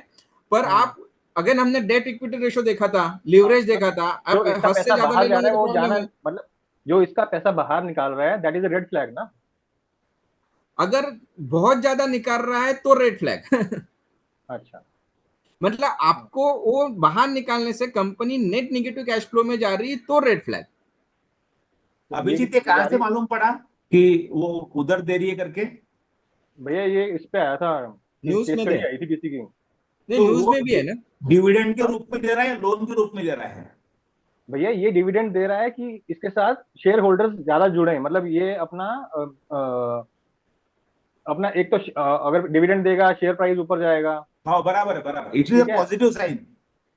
हाँ, बराबर। Short term. हाँ। लेकिन अंदर डीप कहानी कुछ और है। मतलब इसका कुछ आईपीओ आने वाला था, उसमें ये केस स्टडी आई थी। मेरे पास लिंक होगा तो मैं आपको शेयर कर दूंगा उसमें। यानी यानी ये दिखाना चाहते company is in very good position, ऐसे हाँ, दिखाना चाहते। लेकिन जो इसकी पेरेंट कंपनी है, वो डेप्थ में है। ओके ओके ओके ये उसके लिए कैश जनरेट कर रहा है, उसको बेल आउट करना चाहता है। मेरे ओके। ख्याल से यहाँ पे मिलता है ना कंसोलिडेटेड भी। हाँ, वो इसलिए मेरे को इतना इसका डीप समझ नहीं आता है क्या है वो। एक बार इसीलिए मैं अमोल भैया को बोल रहा था, ये केस स्टडी क्या बनती है। स्टँड अलोन, स्टँड अलोन आहे ना, हाँ व्ह्यू स्टँड अलोन आहे हे, तर कन्सॉलिडेट त्याच्या आधीच आहे, पहा ना त्याच्या आधी. तेच बघत होतो। तेच तेच आहे ना, तेच त्याच्यात आधी पहा ना, जे तू आता काढलं होतं ना त्याच्या आधी, ते हाँ काढलं होतं. नाही नाही, ते मगाचं जे काढलं होतं ते कॅश फ्लो इथे होतो आपण, हे व्ह्यू कॉन्सोलिडेटेड हे इथे आहे. हा, यहाँ पे त्याच्या आधी तेच लाईन मध्ये आधी पहा ना. हा, Scroll view ऊपर करो. consult- बरोबर आता आलं. हा, ओके. हाँ कंसोलिडेटेड, हाँ इसमें देख अभिजीत यही दिख रहा है कि कंसोलिडेटेड में नेगेटिव कैश है, नेट कैश फ्लो हाँ. नेगेटिव जा रहा है कंसोलिडेटेड में। तो मतलब इसका क्या मतलब है? इसका मतलब यह है कि तुम कैश वाइज नेगेटिव जा रहे हो, मतलब आइदर तुम्हारे पास ऑपरेटिंग कैश फ्लोज कम हो रहे हैं, कंपनी इज नॉट ग्रोइंग, या फिर तुम्हारी फाइनेंशियल लायबिलिटी ज्यादा है देन रिक्वायर्ड। इसका अपन रेशो देखते हैं, हम्म. एक सेकंड। पण याचा अर्थ हा होऊ शकतो ना की कुठेतरी इन्व्हेस्ट केलं असेल त्यांनी दुसरी ठिकाणी. ये देखो अपन जो देख रहे थे ना हम्म. अभिजीत, प्लेज हाँ जी. परसेंटेज देखो इसका कितना 100%। मैं बोल रहा हाँ. था ना, जैसे अभी आपको पता है ये केस स्टडी आपने कर लिया कि हाँ. वो ऊपर पैसा लेके जा रहा है, कुछ तो प्रॉब्लम है, ये हाँ. प्लेज परसेंटेज में भी अपने को रिफ्लेक्ट हो गया कि इसने 100% प्लेज किए। क्यों 100% प्लेज किए? मतलब कुछ फाइनेंशियल ट्रबल कंपनी में चल रहा है, हम्म. तो रेड यहाँ फ्लैग पे है. रिफ्लेक्ट हो गया प्लेज परसेंटेज से, हम्म. इसलिए प्लेज परसेंटेज भी इंपॉर्टेंट है। अपन क्या देख रहे थे और एक, मैं यहाँ पे क्यों आया था, नेट डेप्ट कैश फ्लो. इक्विटी रेशियो देख रहा था। डेप्ट इक्विटी तो ratio कम है उसका 0.84, लीवरेज भी 2.37 नॉर्मल है। ये कंपनी अच्छी है, हाँ वेदांता ठीक है, हिंदुस्तान जिंक भी ठीक है, हाँ लेकिन ये जो इसका प्रॉफिट का यूज कर रहा है वो किसी और पर्पस के लिए कर रहा है। हाँ, तो फंड्स डाइवर्ट हो रहे हैं ना, मतलब हाँ हाँ हाँ, तो वो फंड्स कहाँ से डाइवर्ट, दिखेगा? वो कहाँ से दिखेगा? देखो यार, वो रिलेटेड पार्टी से दिख सकता है, अगर रिलेटेड पार्टी को लेके जा रहा हूँ तो यहाँ पे रिलेटेड पार्टी का कहीं पे,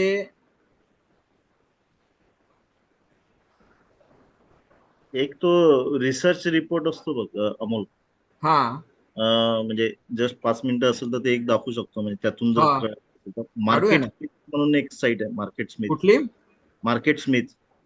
एक मिनिट कर दो। त्याच्यामध्ये हे जे अनालिसिस करतात किंवा जे म्युच्युअल फंड मध्ये जे काही टाकत असेल पैसा, हाँ तर त्या लोकांचं रिकमेंडेशन असते बाय सेल जे काही असेल. इथे मार्केट स्मिथ है का? नाही हे नाही. नाही, काहीतरी वेगळं झालं, थांब। ये मनीष भैया अपनी स्क्रीन शेयर कर दो ना।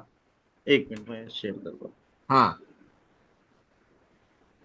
माझं काय झालं, हे चार्ट बंद आहे त्यामुळे ते दुसरा लॅपटॉप खराब झाला माझा.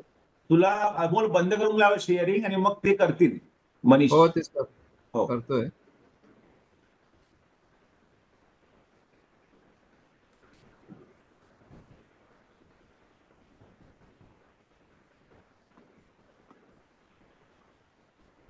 शेअर नाही करता येत. माझं अनशेअर झालं मला वाटते, नाही झालं का? नाही. माझी स्क्रीन दिसते का? हो हो, इथं न्यू शेअर एक मिनिट आता शेअर कॅन्सल, येस शेअर करून पाहतो. एक मिनिट. हाँ तू शेअर कर।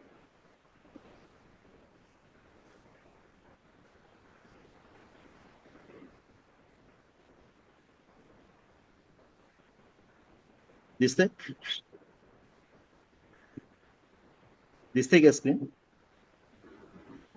हाँ जी हो हो. You are viewing Manish Bihari screen, yes yes. हा, तेव्हा हे मार्केट स्मिथ इंडिया म्हणून हे आहे.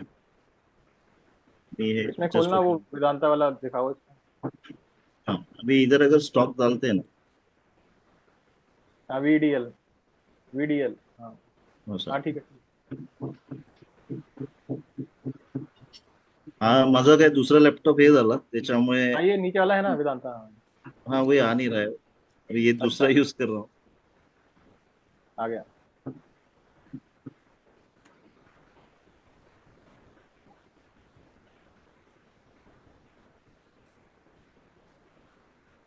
याच्यात जर गेलं ना, हम्म, आता इथे याची टोटल ओव्हरऑल म्हणजे पूर्ण कुंडली दिसते. ठीक आहे, म्हणजे आता इथे जर बघितलं तर त्याचं अॅन्युअल पूर्ण एका वर्षाचं काय जे असेल, आता हे टर्म्स तुला माहित असेल जास्त मे बी, हाँ क्वार्टर वाईज पूर्ण मंथ याच्यानुसार इयरली सगळं त्याचं हिस्ट्री दिसते. त्याच्यानंतर इथे सगळ्यात खाली जर आलं हे कॅश फ्लो स्टेटमेंट, जे जे आपण आपलं फंडामेंटल बघितले ना ते हाँ सगळ्या गोष्टी येतात. त्याच्यानंतर इथे खाली जर आलं तर हे रिपोर्ट्स असतात त्यांचे. आता लास्ट आहे 10/5/2024 चा, जिओजिट म्हणून जी कुठली कंपनी असेल ये तो भैया रिकमेंडेशन वाले हैं। हाँ हाँ, नहीं नहीं, एक मिनट, इनका एनालिसिस भी रहता है ये। अभी जैसे मोतीलाल ओसवाल सिक्योरिटीज, ये ओ तर भैया ये एक मिनट ऊपर दिखाना भैया, एक मिनट, वो जो इसके ऊपर आ रहा था वो इसकी पेरेंट कंपनी कौन सी है, एक मिनट और ऊपर और ऊपर। हाँ एक मिनट तो इसकी हाँ, हिंजिंग के सगळे। नहीं, पेरेंट कंपनी तो उसकी नहीं, तो parent नहीं ट्विन है। स्टार होल्डिंग्स लिमिटेड और ये दिखा रहे क्या है, वेदांता होल्डिंग्स मॉरिशियस और ट्विन स्टार होल्डिंग्स लिमिटेड, ये उसकी पेरेंट है, मतलब इन्वेस्टर है।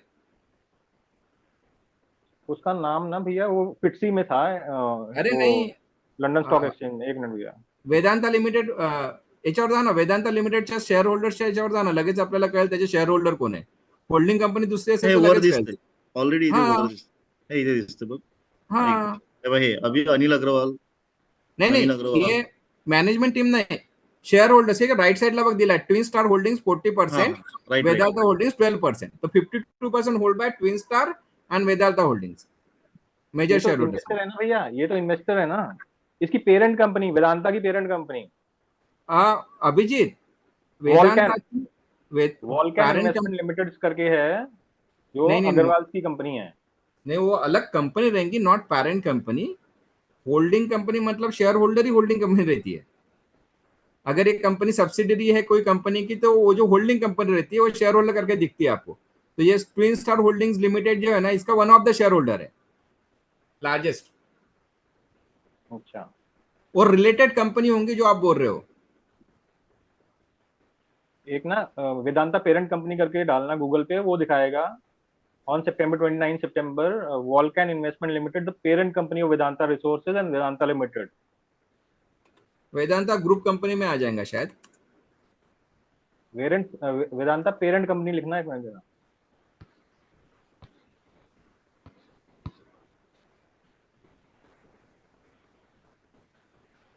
तर मला काही फक्त हेच माहित होतं की याच्यामध्ये जर ते दिसत असेल, हे जे यांचं म्हणणं आहे, तर हे एकदा हा. बघायला लागेल.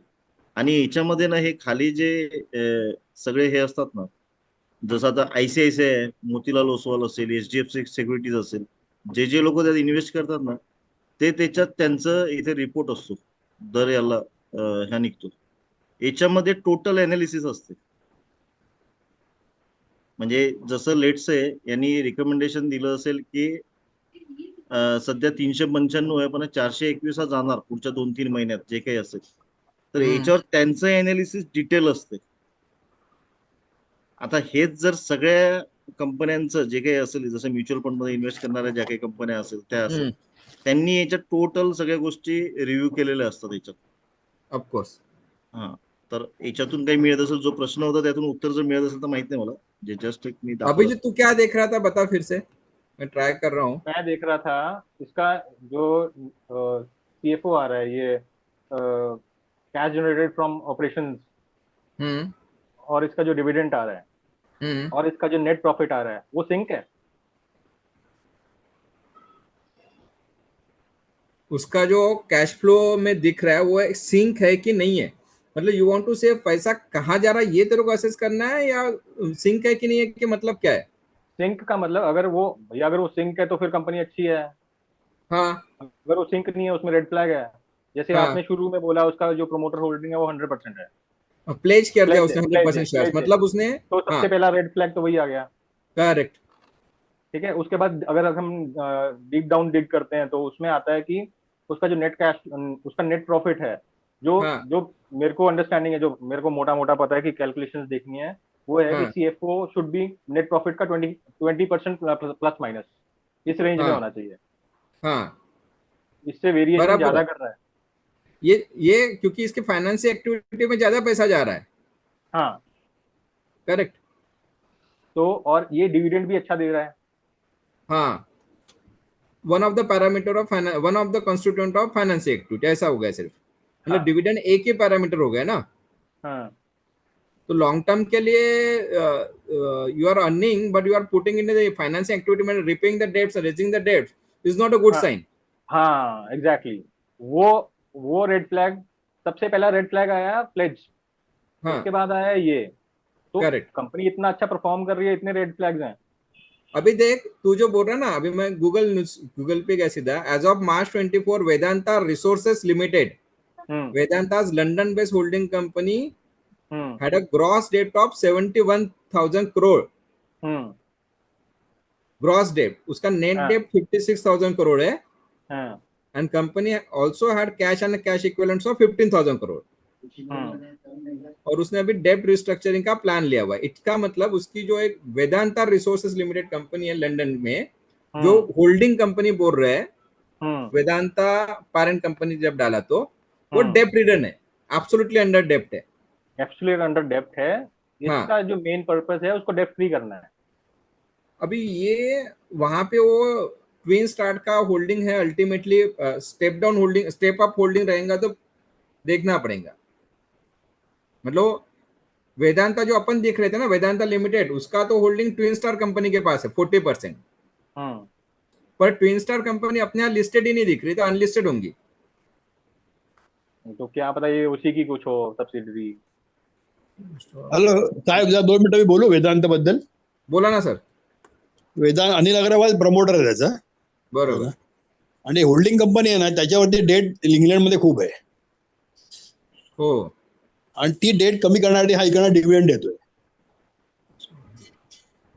कारण होल्डिंग कंपनीला तिथे हा पैसा मिळावा त्याच्यामधली भावना आहे त्याची, आणि त्याच्यामुळे तो डेट त्याची कमी आहे. म्हणून लास्ट 3 ते 4 वर्ष कंटिन्यू तो हेवी डिव्हिडंड देतोय. कळलं.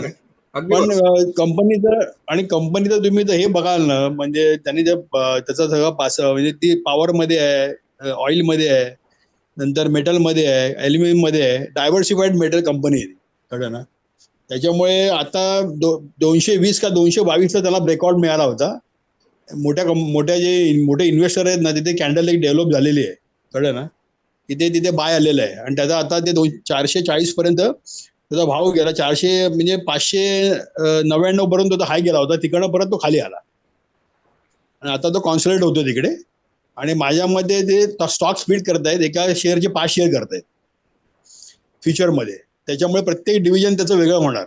म्हणजे पॉवर वेगळं होणार, मेटल वेगळं होणार, आणि एनर्जी डेव्हलपमेंट वेगळं होणार, ऑइल सेक्टर वेगळं होणार. त्याच्यामुळे तुम्हाला एका शेअरचे 5 शेअर मिळणार. मग ती कंपनी रिस्ट्रक्चरिंग करते पूर्णपणे. तर नियर फ्युचरमध्ये समजा आता शेअर जर 450 रुपये असेल किंवा 440 असेल, तर ते 5 भाग झाल्यानंतर ऑटोमॅटिकली रिअल व्हॅल्यू तुम्हाला प्रत्येक शेअरची त्यावेळेला माहिती पडेल. हा माझा त्याचा अभ्यास आहे वेदांताबद्दल. माझ्याकडे जवळजवळ ती कंपनी जवळजवळ 30 वर्ष मी होल्डिंगमध्ये आहे. ते पहिलं नाव होतं स्टरलाइट इंडस्ट्रीज. कळलं ना. प्रमोटरमध्ये बायबॅक केलं, त्याच्यामध्ये लोकांचे बरेच शेअर गेले. परत प्रमोटरनी कंपनी लिस्टिंग केली BSE वरती, आणि परत कंपनी ऍक्च्युअली ती डेटमध्ये मुद्दामून दाखवण्यात आली आहे. पण त्याचं जर हे बघाल ना, त्यांचं ऍसेट जर बघितलं ना तुम्ही, ऍसेटची जे कॉस्ट बघितली ना, तर त्या डेटपेक्षा खूप जास्ती आहे. आणि डायव्हर्सिफाईड मेटल आणि ऑइलमध्ये आहे, पॉवरमध्ये आहे. त्याच्यामुळे ती कंपनी चांगली आहे, पण ते मॅनेजमेंट जरा वेगळ्या पद्धतीने काम करते. त्याचा का मेन प्लांट ट्युटिकोरिनचा बंद झाला आहे, कॉपरचा, जो याला होता ना तामिळनाडूमध्ये. त्याच्यामुळे कंपनीला 2018 मध्ये मोठा सेटबॅक पडला होता, आणि कॉपरचं ते सगळं प्रोडक्शन त्याचं बंद झालं तिकडे. आणि इंडिया सध्या at present 4 lakh ton copper import करते फॉरेनवरून. जर ती कंपनी चालू असती ना, तर एवढी फॉरेन करन्सी ऑटोमॅटिकली इंडियाची स्टॉप झाली असती. पण त्याच्या अगेन्स्ट बिर्लाची कंपनी काय, हिंदाल्को कॉपर काढते, आणि दुसरी वेदांत यांनी चालू केली आहे, आपल्या अडानीने कॉपरचा प्लांट टाकलेला आता, तो अडानी एंटरप्राइजेसच्या अंडर. त्यांचा आता प्लांट सुरू आहे. एवढी मला वेदांताला माहिती आहे. गो हेड. बरोबर.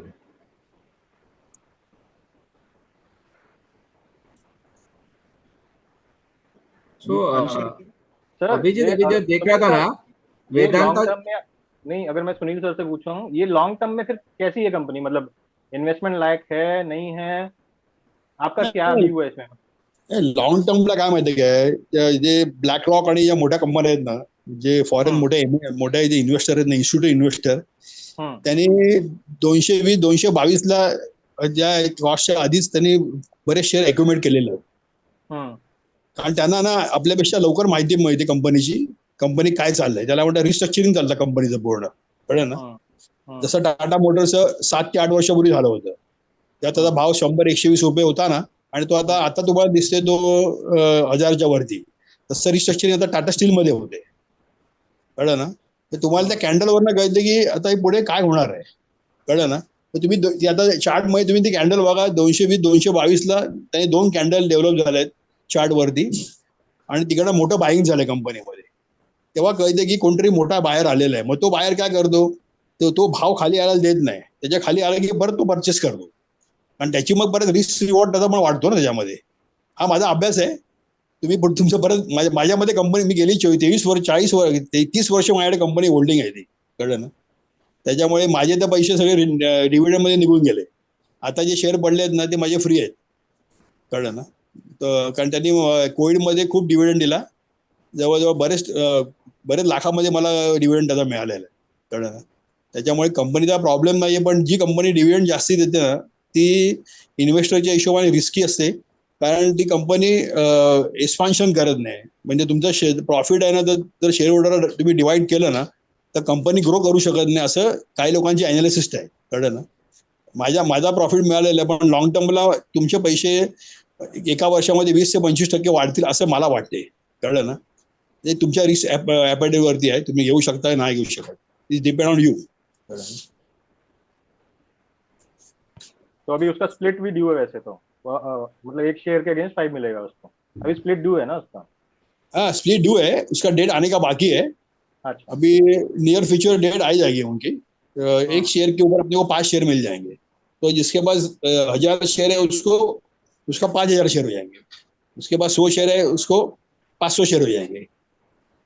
ये अपॉर्चुनिटी है लॉन्ग टर्म के लिए. एक साल में आपको 20% तो ग्रो मिल जाएगा. सब शेयर का 5 शेयर का अगर आप करेंगे ना इक्वलाइजेशन कॉस्टिंग, तो आपको 20% रिटर्न मिलेगा. Is not bad, better than your mutual fund और also bank. This is my suggestion. ठीक है भैया, थैंक यू.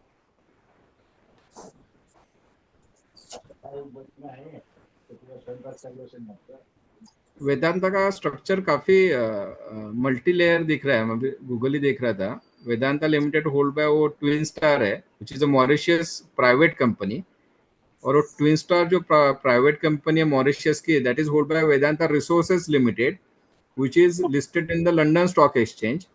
खुद ही घर में बेच रहे हैं. और वो वेदांता रिसोर्सेज लिमिटेड में अनिल अग्रवाल का 51% है, सम थ्रू सम एसपीवी. ऐसा वो बहुत मल्टीपल लेयर है. हाँ, वो ये अदानी पार्ट 2 है. हाँ, ठीक है.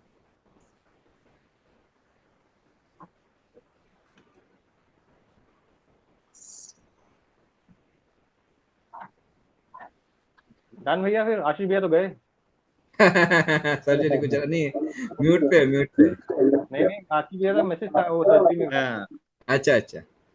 नाही साहेब, काय माहिती आहे काय, याच्यामुळे तुम्ही रिस्क रिवॉर्ड जर तुम्ही रिस्क नाही घेतली ना तर तुम्हाला कधी गेम मिळणार नाही. मग चांगल्या कंपन्या आहेत, हिंदुस्थान लिव्हर आहे किंवा FMCG कंपन्या चांगल्या आहेत, नेस्ले आहे, पण त्यांना तुम्हाला तेवढी ग्रोथ म्हणजे तुम्हाला लिमिटेशन आहे ग्रोथचं.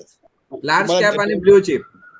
हा, त्याच्यामध्ये तुम्हाला 15%, 12%, 13% इयर आणि इयर रिटर्न मिळेल, कळलं. पण तुम्ही जर रिस्क घेतली तर तुम्हाला मेटल सेक्टर कसं असतं, depend on globally, depend for चायनाचं जेव्हा हे वाढते ना मेटलचं डिमांड, तेव्हा मेटल तुम्हाला चायना स्लो झालं की परत तुम्हाला मेटल मध्ये मंदी येते, असं आहे. डिपेंड ऑन ग्लोबल कॉमोडिटी आहे त्याच्यामध्ये. राईट. आता ते खाली का आलंय, मधल्या काळामध्ये प्रॉब्लेम झाला की याचा वॉर झालं तुमचं रशियाचं, त्याच्यामुळे परत तो इम्पॅक्ट झाला त्याच्यामध्ये, कळलं ना. ती कंपनी कशी माहिती आहे काय, तुम्ही घेऊन फक्त होल्ड करून त्याला तुम्ही हे करायला पाहिजे, मॉनिटर करायला पाहिजे. पण 5 जर तुम्हाला शेअर मिळतात तर माझ्यामध्ये नॉट बॅड, म्हणजे तुम्ही थोडी इन्व्हेस्टमेंट करायला हरकत नाही, असं माझं सजेशन आहे. बघा तुम्ही सगळ्यांनी. ऍक्च्युअली आपल्या वेळी काय म्हणाले की कोणी सजेस्ट करू नका, पण माझं म्हणणं काय, नॉलेज काय असं साहेब मध्ये नॉलेज घेऊन कोण माणूस मोठा झालेला बघितला ना, तो फक्त पुस्तक वाचत बसला. पण जो प्रॅक्टिकल आहे ना, जो तुम्ही म्हणाल की याच्या स्विमिंग पूलच्या बाजूला मी उभा राहून कोण कसा स्विमिंग करतो, काय करतो, त्याचा काय अँगल आहे बघत बसशील एक महिनाभर, तिथपर्यंत तुम्ही पाण्यात उतरत नाही ना, तिथपर्यंत तुम्ही स्विमिंग करू शकत नाही. बरोबर, हे माझं सजेशन आहे आणि काय नाही. तर माझं म्हणणं काय, लोकांना आहे ना साहेब, आपल्याला आहे ना पहिलं हे कल्चर आहे ना आपल्या समाजामध्ये आहे ना डेव्हलप करायला लागेल. की हे आपण जसं आपण प्लॉट घेतो किंवा प्रॉपर्टी घेतो किंवा गोल्ड घेतो ना, तसंही आपल्या समाजामध्ये हे सगळ्यांना सांगायला पाहिजे, हा पण इन्व्हेस्टमेंटचा एक पार्ट आहे. ही खरी खरी गरज आहे आपली सांगायचं म्हणजे. आपण सगळे एक्सपर्ट आहोत, आपण हुशार आहोत, आपण शिकलेले आहोत, पण आपल्याला लोकांना हे सगळं आजपर्यंत एक ग्रास रूट पर्यंत गेलं पाहिजे अशी माझी स्वतःची तळमळ आहे. तेव्हा तुमची खरी मजा येणार आहे. तेव्हा तुम्हाला समाजामध्ये जेव्हा आपण कार्यक्रमाला जातो, आपण जेव्हा या चर्चा करू ना की हा स्टॉक असा आहे, हा असा आहे, तेव्हा ते कल्चर ते सगळं गेलं पाहिजे आजपर्यंत. आणि ती इंडियाची गरज आहे आणि आपली पण गरज आहे.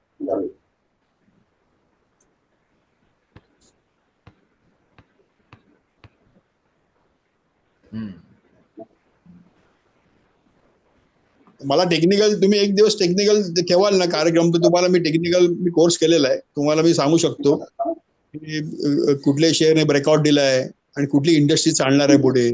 कारण काय तुम्हाला आता लोकांकडे काय थोडं फास्ट पाहिजे. लोकांकडे आता हे, कारण तुम्हाला 14-15% रिटर्न देत असेल ना, तर मग तुम्हाला इक्विटीमध्ये 20% का 22% मिळाल तर माणसाला इंटरेस्ट राहील त्याच्यामध्ये कोणालाही.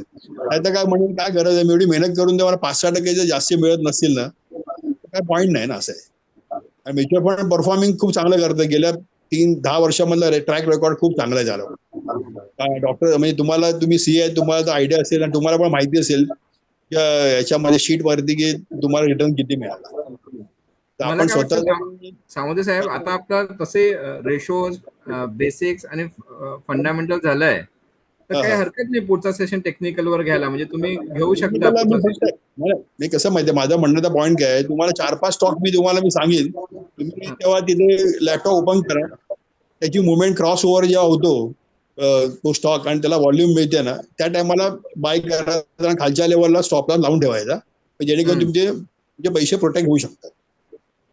आणि आपण काय जास्ती ट्रेड करायचे नाही, चांगल्या कंपन्यांमध्येच खालच्या लेवलला शेअर घ्यायचे आणि ते होल्ड करायचे. आणि डिपेंड ऑन यू, तुमच्यावरती डिपेंड आहे की 20% मध्ये तुम्हाला बाहेर पडायचं की 50% जायचंय, हे तुम्हाला मी सांगू शकतो. त्याच्यामध्ये 10 मधले 2 फेल, 3-4 फेल पण जातील. मी असं म्हणत नाही की सगळे सक्सेस होणार. आणि मार्केट हे फार वेगळं चालते. आपल्याला नेहमी मार्केट बीट फसवत असते, कळलं ना. जेवढे हुशार लोक ते पण ना, जास्ती चांगला स्मार्ट स्विमर ऑलवेज पाण्यात पहिला बुडतो, कळलं ना. आणि जो नसतो जो व्यवस्थित असतो तो बरोबर त्यातला भाग आहे. सुनील सर, नेक्स्ट वीक आप ले लो, अगर आज अमोल भैया और मनीष भैया कुछ नहीं है तो अगले हफ्ते का ये 4-5 स्टॉक्स ले लेंगे, बन जाती है, उसके बाद हम भी अपना कुछ हुआ निकाल सकते हैं और डिस्कस कर सकते हैं सर से. नहीं, वही नेक्स्ट वाला मैं सामोदे साहब को बोल रहा था, टेक्निकल सेशन लीजिए. सबको टेक्निकल रेशियोज एनालिसिस कैसे करना है, चार्ट्स और ये सब, सो ही कैन कॅन्डल्स पासून चालू करायला लागेल. ऍक्च्युअली काय आहे, कॅन्डल आहे ना, ही कॅन्डल ही थेअरी आहे ना, जापानची आहे साहेब. ती तुम्हाला माहिती आहे, जापानने तयार केलेली, डेव्हलप केलेली थेअरी आहे. त्याच्यामुळे तो पूर्ण माणूस असतो. एक कॅन्डल म्हणजे एक मॅन आहे आणि त्याचा हेड आणि खालचा बॉटम, कळलं ना. अशा पद्धतीने ती थेअरी असते ती. तुम्हाला बऱ्याच गोष्टी इंडिकेट होतात की कॅन्डल तुम्ही बघून तुम्हाला कळतं की पुढे काय होणार आहे. याच्यामध्ये कोणी एंट्री मारली, हा फसवणारा ट्रेड आहे की हा रिअल ट्रेड है, ये पण तुम्हाला शोधता येते. तो सुनील सर, अगले हफ्ते वो बना के दिखाओ ना, मतलब चार्ट पे समझा देना ना. मतलब ऐसे आप बताओगे तो कईयों को नहीं समझ आएगा, किसने चार्ट देखा तो समझ आएगा. ट्रेनिंग फॉर्म मध्ये घ्या. ट्रेनिंग फॉर्म मध्ये घ्या. नाही, माझं म्हणणं काय, तुम्हाला मी 2-3 स्टॉक देणार माझ्याकडचे डिस्कस करते, तेव्हा तुम्ही लॅपटॉप फक्त ओपन करा, तुम्हाला माहिती पडेल की तिथे मुवमेंट काय झाली.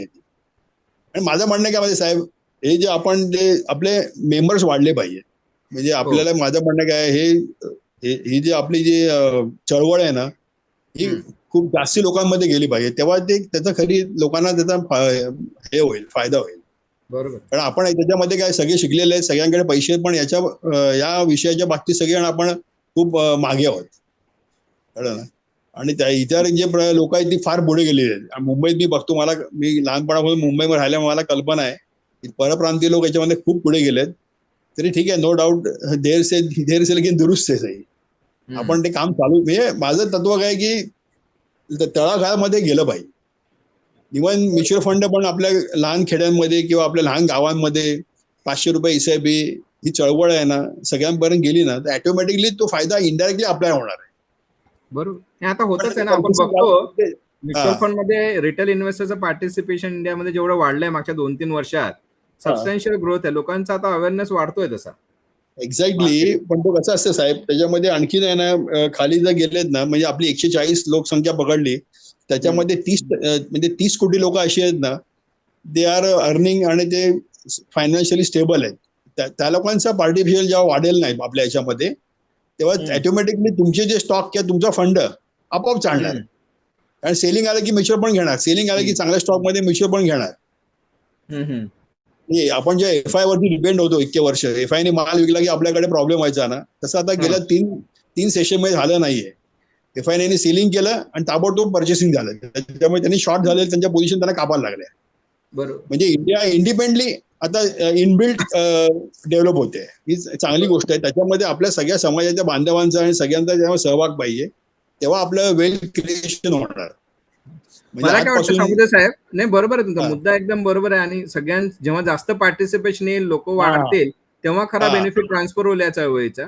याला आता ना आपण 2 स्टेप मध्ये घ्यावं असं मला वाटतं. मनीष, आप या अभिजीत एक बार ना प्रॉपर टेक्निकल सेशन लो, और उस सेशन में automatically at the end of the session Sunil sir can take us through few stocks, जैसा वो बोल रहे हैं ना कि फ्यू स्टॉक्स वो एक्सप्लेन करेंगे. He will give the exactly market में आपको क्या देखना है, स्क्रीन ओपन करके लाइव करके दिखाएंगे. और आप एक पीपीटी के द्वारा, मनीष या अभिजीत, आप दोनों में से या दोनों टेक्निकल का एक फॉर्मल सेशन लो, फॉलोड बाय सुनील सर के guidance on which stock to pick and how to pick. Technical मध्ये काय, पहिले तर कॅन्डल स्टिक पासून सांगायला लागेल की म्हणजे ग्रीन कॅन्डल, रेड कॅन्डल काय, ओपन, हाय, त्याशिवाय कळणारच नाही ते. आप करो मनीष, पुढच्या वेळेस घे ना, मग पुढच्या आठवड्यात घे ना मनीष. साहेब काय होईल, तू एकदा घेतलं ना साहेब, मनीष, की मग सुनील सर जे आपल्याला सांगणार आहेत ना, ते आता कसं होईल, सुनील सरांना सगळं त्यांचा तर एक्सपिरियन्स आहे, ते फील्डच आहे. तू एकदा टेक्निकल सेशन घेतला की आमच्या सगळ्यांना टेक्निकलचे बेसिक फंडामेंटल्स कळतील. त्याच्यानंतर जेव्हा सुनील सर सांगतील, त्याचा व्हॅल्यू ऍडिशन होईल. म्हणजे कळेल नक्की हा स्टॉक खरंच का पिक करतोय, कॅन्डलचा नक्की कुठे इन्फरन्स काय आला, किंवा अजून जे काही फंडामेंटल्सचे टेक्निकल ते कळतील. तर तू एक फॉर्मल सेशन घे, followed by Sunil sir, bye example live things. बरं, मी बनवावं लागेल प्रेझेंटेशन. ऍक्च्युली